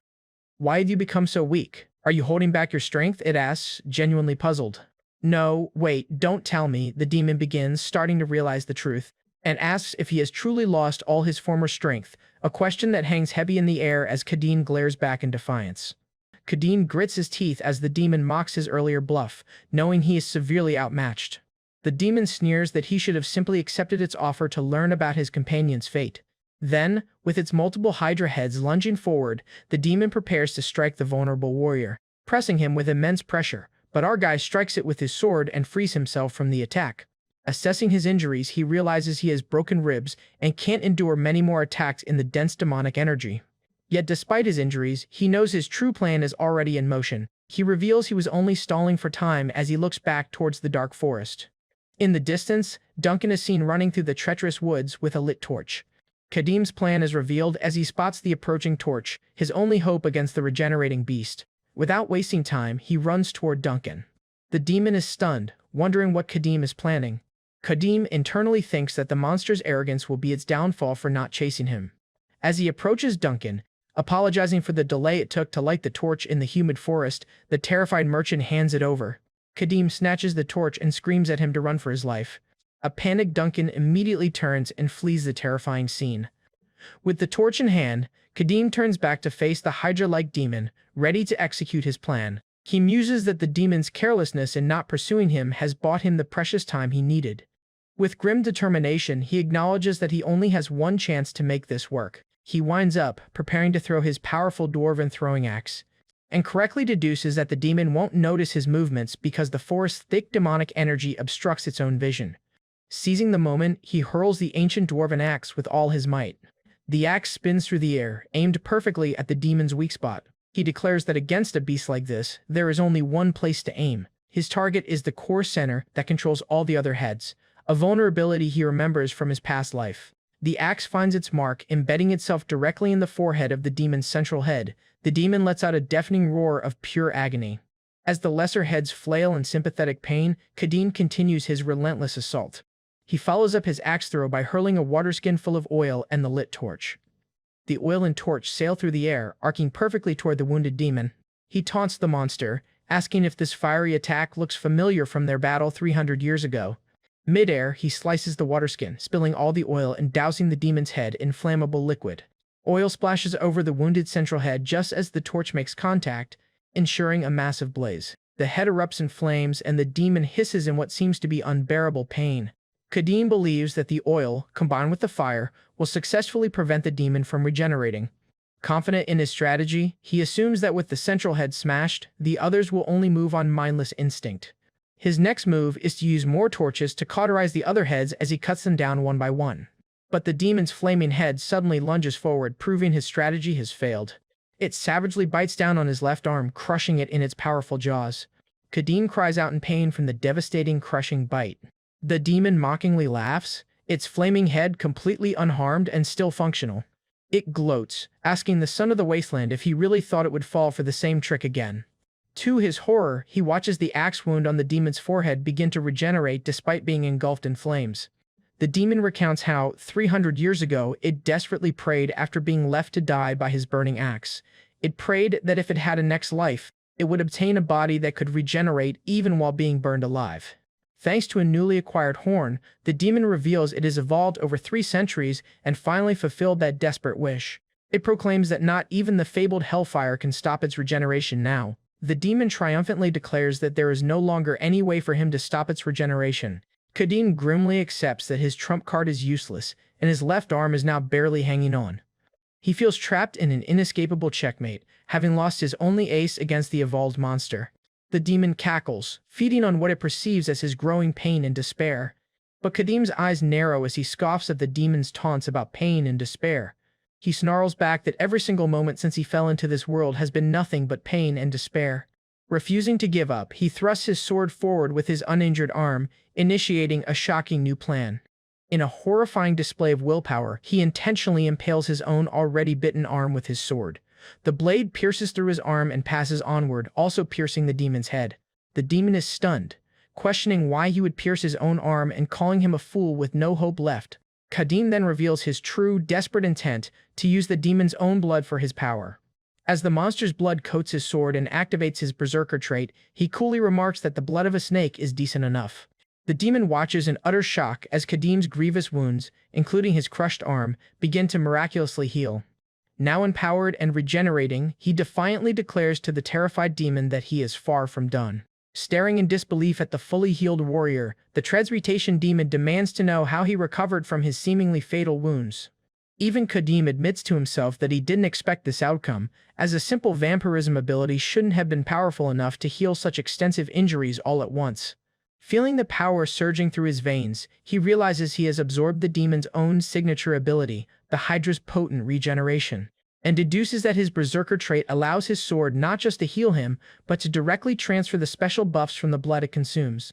Our protagonist now understands his new, terrifying advantage. As long as his sword tastes the demon's blood, he has an endless supply of its power in the middle of battle. And he notes that, as expected of a higher-ranked demon, its blood grants far more than just regeneration. Now fully empowered, he is ready to leap back into the fray, his body crackling with demonic energy. The demon is stunned by the immense aura and pressure now radiating from him. To its horror, the demon feels the same overwhelming presence it faced from Kadim in the demon realm 300 years ago. Enraged by this turn of events, the demon's many heads roar in fury and lunge forward to attack. With his newfound power, Kadim swings his sword in a brutal crimson arc. He effortlessly slices through one of the Hydra's heads, a feat that was impossible just moments before. Blood erupts, and the demon screams in pain. Before the demon can even react, he swings his sword again, and this time, he slices the demon's neck. The demon watches in utter confusion, wondering where this monstrous strength is coming from, since his sword couldn't even scratch its scales earlier. He cuts down one of the Hydra's heads, and it falls to the ground. His glowing sword, empowered by demonic blood, stands ready to face every challenge. At the point where he cuts down one head, 2 more grow back within seconds. He presses his attack, never giving the demon a moment's rest. The Hydra can only watch as its primary method of attack becomes its greatest liability.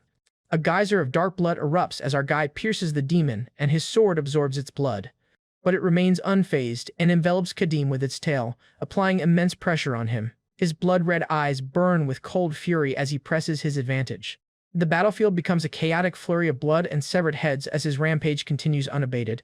Frustrated and in pain, the demon can only grunt as its own regenerative power is used against it.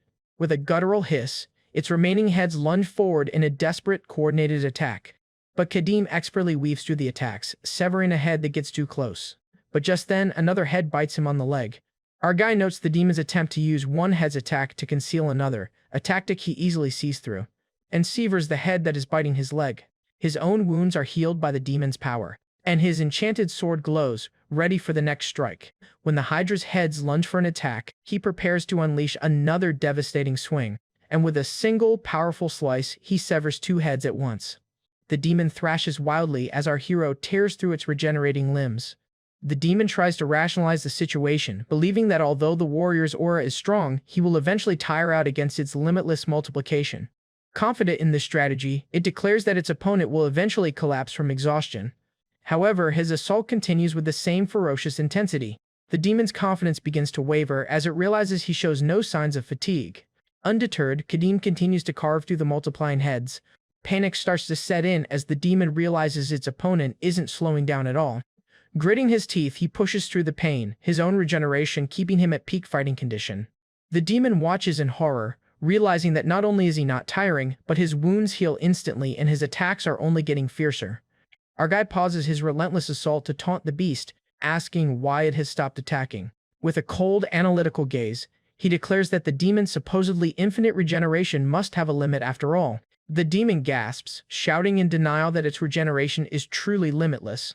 Ignoring the demon's cries, he remembers his primary objective, retrieving the dwarven axe from the main head's throat. In a daring move, Kadim leaps onto the demon's back, using its thrashing heads as platforms. He launches himself towards the demon's primary head, which can only watch his approach in shock.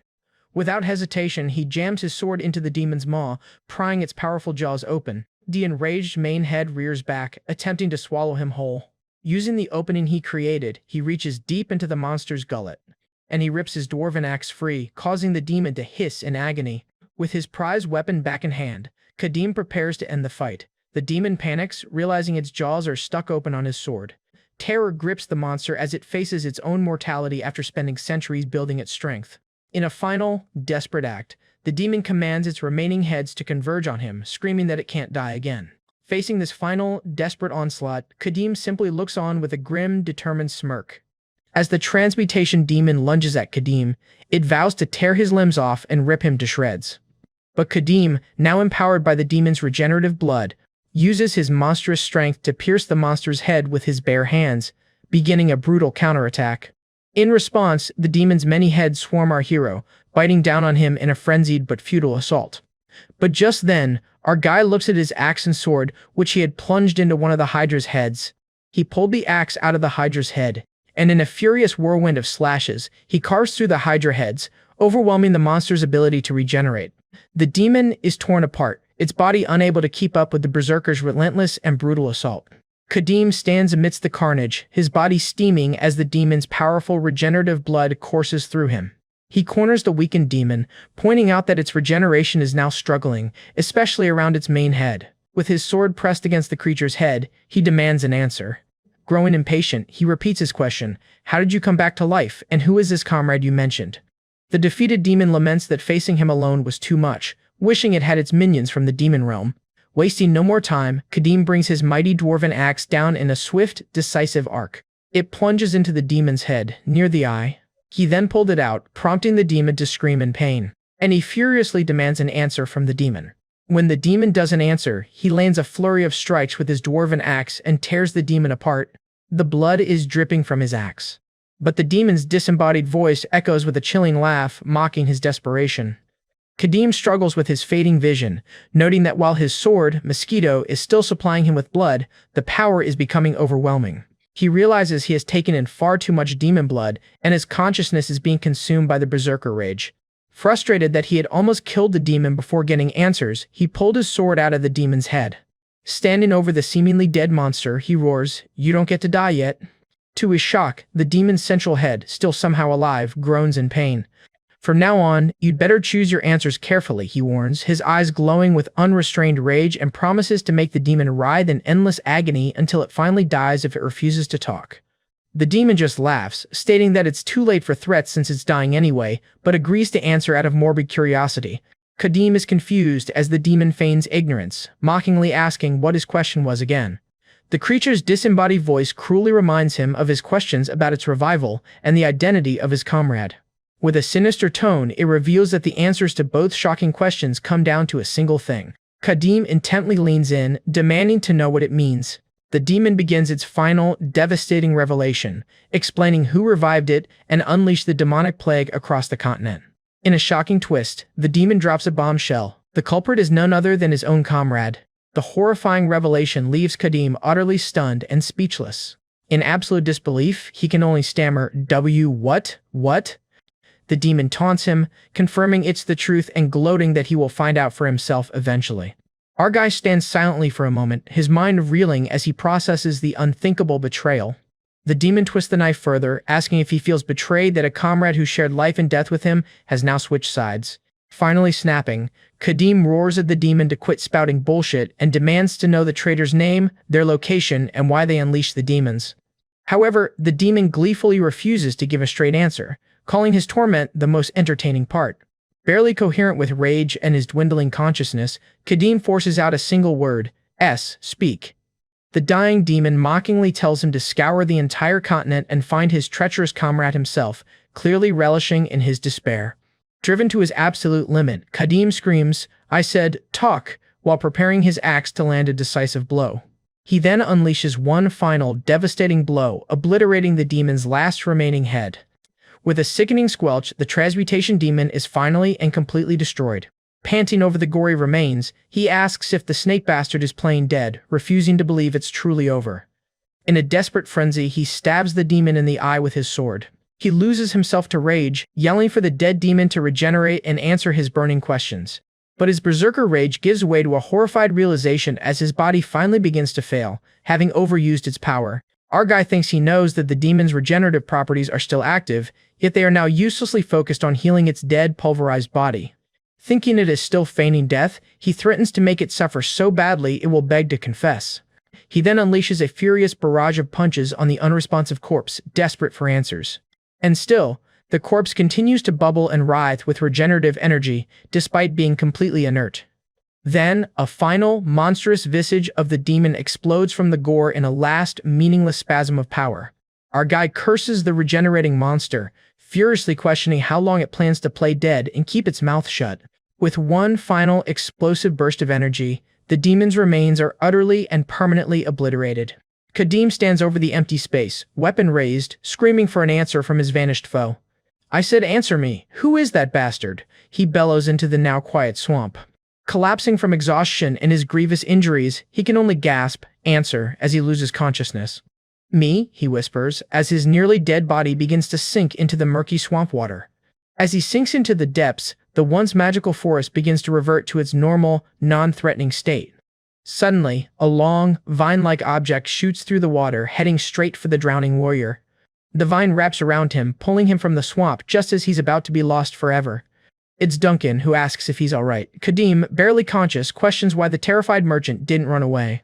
Duncan explains that the magical snakes blocked his escape path, and he saw Kadim sinking as the demonic fog finally cleared. The small merchant struggles to carry the massive warrior to the safety of dry land. Kadim slowly comes to, his body battered and his mind reeling from the battle and the terrible news. But suddenly, he sees his hand wrapped by the vine of a tree, and it pulls him toward the swamp. As our guy turns, he sees the monster's face. He then furiously curses the damn snake bastard. His rage is renewed as he exclaims, "You were alive after all, weren't you?" Duncan watches in horror as Kadim ignores the defeated Hydra demon and begins hacking at his own arm. However, Kadim sees the Hydra's main head lunging toward him. He shoves Duncan away, warning him to get back. The terrified merchant can only stammer in confusion at the warrior's violent outburst. Unintelligible rage consumes him as he sees the demon's jaws tearing apart his hand. He screams at the lifeless head, demanding answers it can no longer give and refusing to let it die just yet. Desperate for answers, he furiously drives his blade into the demon, demanding to know who brought it back to life. He then frantically lists his former comrades, Gordon, Cyril, Melissa, and Gale, demanding to know which of them betrayed him and revived the demon. The revelation of a potential betrayal by his closest friends pushes him deeper into a terrifying, blood-fueled rage. Seeing Kadim consumed by madness, Duncan bravely intervenes, pleading with him to stop. While holding the berserker back, the merchant begs him to come to his senses and snap out of his frenzy. His mind still clouded by rage, Kadim barely recognizes Duncan and warns him away for his own safety. For a moment, the madness recedes, replaced by a flicker of confusion as he processes the situation. He looks down at his arm, which is brutally torn. As the berserker haze lifts, his arm regenerates again, and our guy is stunned to find no Hydra on his hand. A confused Duncan reminds him that the demon is long gone, questioning why he was mutilating his own arm. The full weight of his actions crashes down on Kadim as he finally understands the depths of his own madness. His axe falls from his hand and he kneels. The warrior realizes with dawning horror that the side effects of his power are manifesting much sooner than he expected. He clenches his fist, giving a single name to the uncontrollable rage that threatens to consume him: madness. He then curses, overwhelmed by the powerlessness he feels against his own deteriorating mental state. His frustration echoes as the memory of his past failures floods his mind. A flashback takes him back to the demon realm, where he fell into a deep pit after a similar Berserker episode. The memory of that dark, lonely abyss serves as a stark reminder of where his madness leads. In the past, he finds himself bound by magical chains, a necessary precaution taken by his companions. Waking up underground, he immediately knows what has transpired while he was lost to his rage. However, he expresses grim relief that Melissa's magical chains held, preventing him from causing more harm, and marvels at the strength of the enchanted chains, acknowledging the immense effort she put into creating restraints powerful enough to hold him. Despite their power, he prepares to shatter the binding spells with sheer force. With a tremendous exertion of will and strength, he begins to break free from his magical prison. Knowing she will be furious, he justifies breaking the expensive, meticulously crafted restraints as a necessity. He snaps another glowing link, a testament to his overwhelming physical power even when weakened. In a massive explosion of rock and dust, he bursts free from his subterranean prison. He emerges from the pit, still partially wrapped in the remnants of the shattered magical chains. His escape doesn't go unnoticed, as his companions, hearing the commotion, rush to the edge of the crater. The priestess, Cyril, peers down into the chasm, her voice full of concern and apology for having to restrain him. Desperate to help, she offers to start digging him out by hand, despite the impossibility of the task. Kadim gently stops her, telling her not to worry, as he can free himself if necessary. Just then, Melissa arrives, chiding Cyril for her impractical plan before stepping in with a magical solution. With a powerful levitation spell, she effortlessly lifts the still-bound warrior out of the pit, safely on solid ground. He offers his sincere thanks to both of them for their help, but she tells him that thanks aren't necessary just yet. Her relief quickly turns to exasperation as she scolds him for breaking out so violently instead of simply calling for help. When she asks how he broke her powerful binding magic, he sheepishly explains that he used Atala's sacred energy. Melissa is enraged to learn that he shattered her golem-proof spell, into which she poured immense effort with a simple battle cry. She sighs, admitting it's a miracle the spell held at all, and expresses relief that he only broke the spell, not the irreplaceable magical chains. When Kadim asks what happened to the demon, she dryly reminds him that he tore it to shreds during his rampage. Trying to gauge the extent of his actions, he cautiously asks if anything else happened during his blackout. Cyril's nervous silence and inability to meet his gaze speak volumes. Melissa, too, averts her eyes, confirming that his rampage was worse than he can remember. Reading their reactions, he grimly concludes it was a stupid question. Their need to restrain him is proof enough that he'd lost control. When Cyril apologizes for having to restrain him, Kadim reassures her that he feels safer knowing she will do what's necessary to stop him. He then apologizes to his comrades, confessing his growing fear that it's becoming harder to control the Berserker madness. The priestess begs him not to give up, promising to find a cure for his affliction so he can stay with the party. Melissa, noticing something, walks away, and our guy follows her. As he approaches her, Melissa fondly calls Cyril an idiot, noting that even while still recovering from her own injuries, her first priority is worrying about him. He smiles warmly, acknowledging his immense gratitude for the gentle priestess's unwavering kindness. His thoughts turn to another companion, and he asks Melissa for the whereabouts of their priest Gordon. Melissa explains Gordon's devout morning ritual of praying to the east in the direction of the rising sun. She adds a wry comment about the futility of his prayers in the perpetually sunless demon realm. Having accounted for two of his friends, he then asks about their hero, Gale. Melissa's tone shifts as she sarcastically answers that Gale, their hero, has gone off to revive dead demons again. Kadim begins to reply, assuming she's referring to Gale's usual habit, before her words truly register. The horrifying implication of her statement hits him, and he asks for clarification, his face pale with shock. Melissa turns away, her voice taking on a sing-song, mocking tone as she feigns innocence. Her form then twists into a monstrous, demonic mockery of herself as she repeats the horrifying accusation. He recoils in terror as a demonic version of Cyril appears behind him, a dark perversion of his gentle friend. The Cyril creature whispers his name, its mouth a gaping maw of sharp teeth. He finds himself surrounded by snake-like parodies of his companions, who taunt him for avoiding them. The Melissa Hydra hisses, asking if he's afraid to confront them directly. It presses further, twisting the knife by suggesting he is afraid of the truth, that his friends have all betrayed him and sided with the demons. He struggles against the demonic entities, desperately denying their poisonous words. His denial rings hollow as the nightmare vision overwhelms him. Hey everyone! If you enjoy this video, don't forget to hit the like button and subscribe to the channel. It really helps me out and lets me bring you more great content.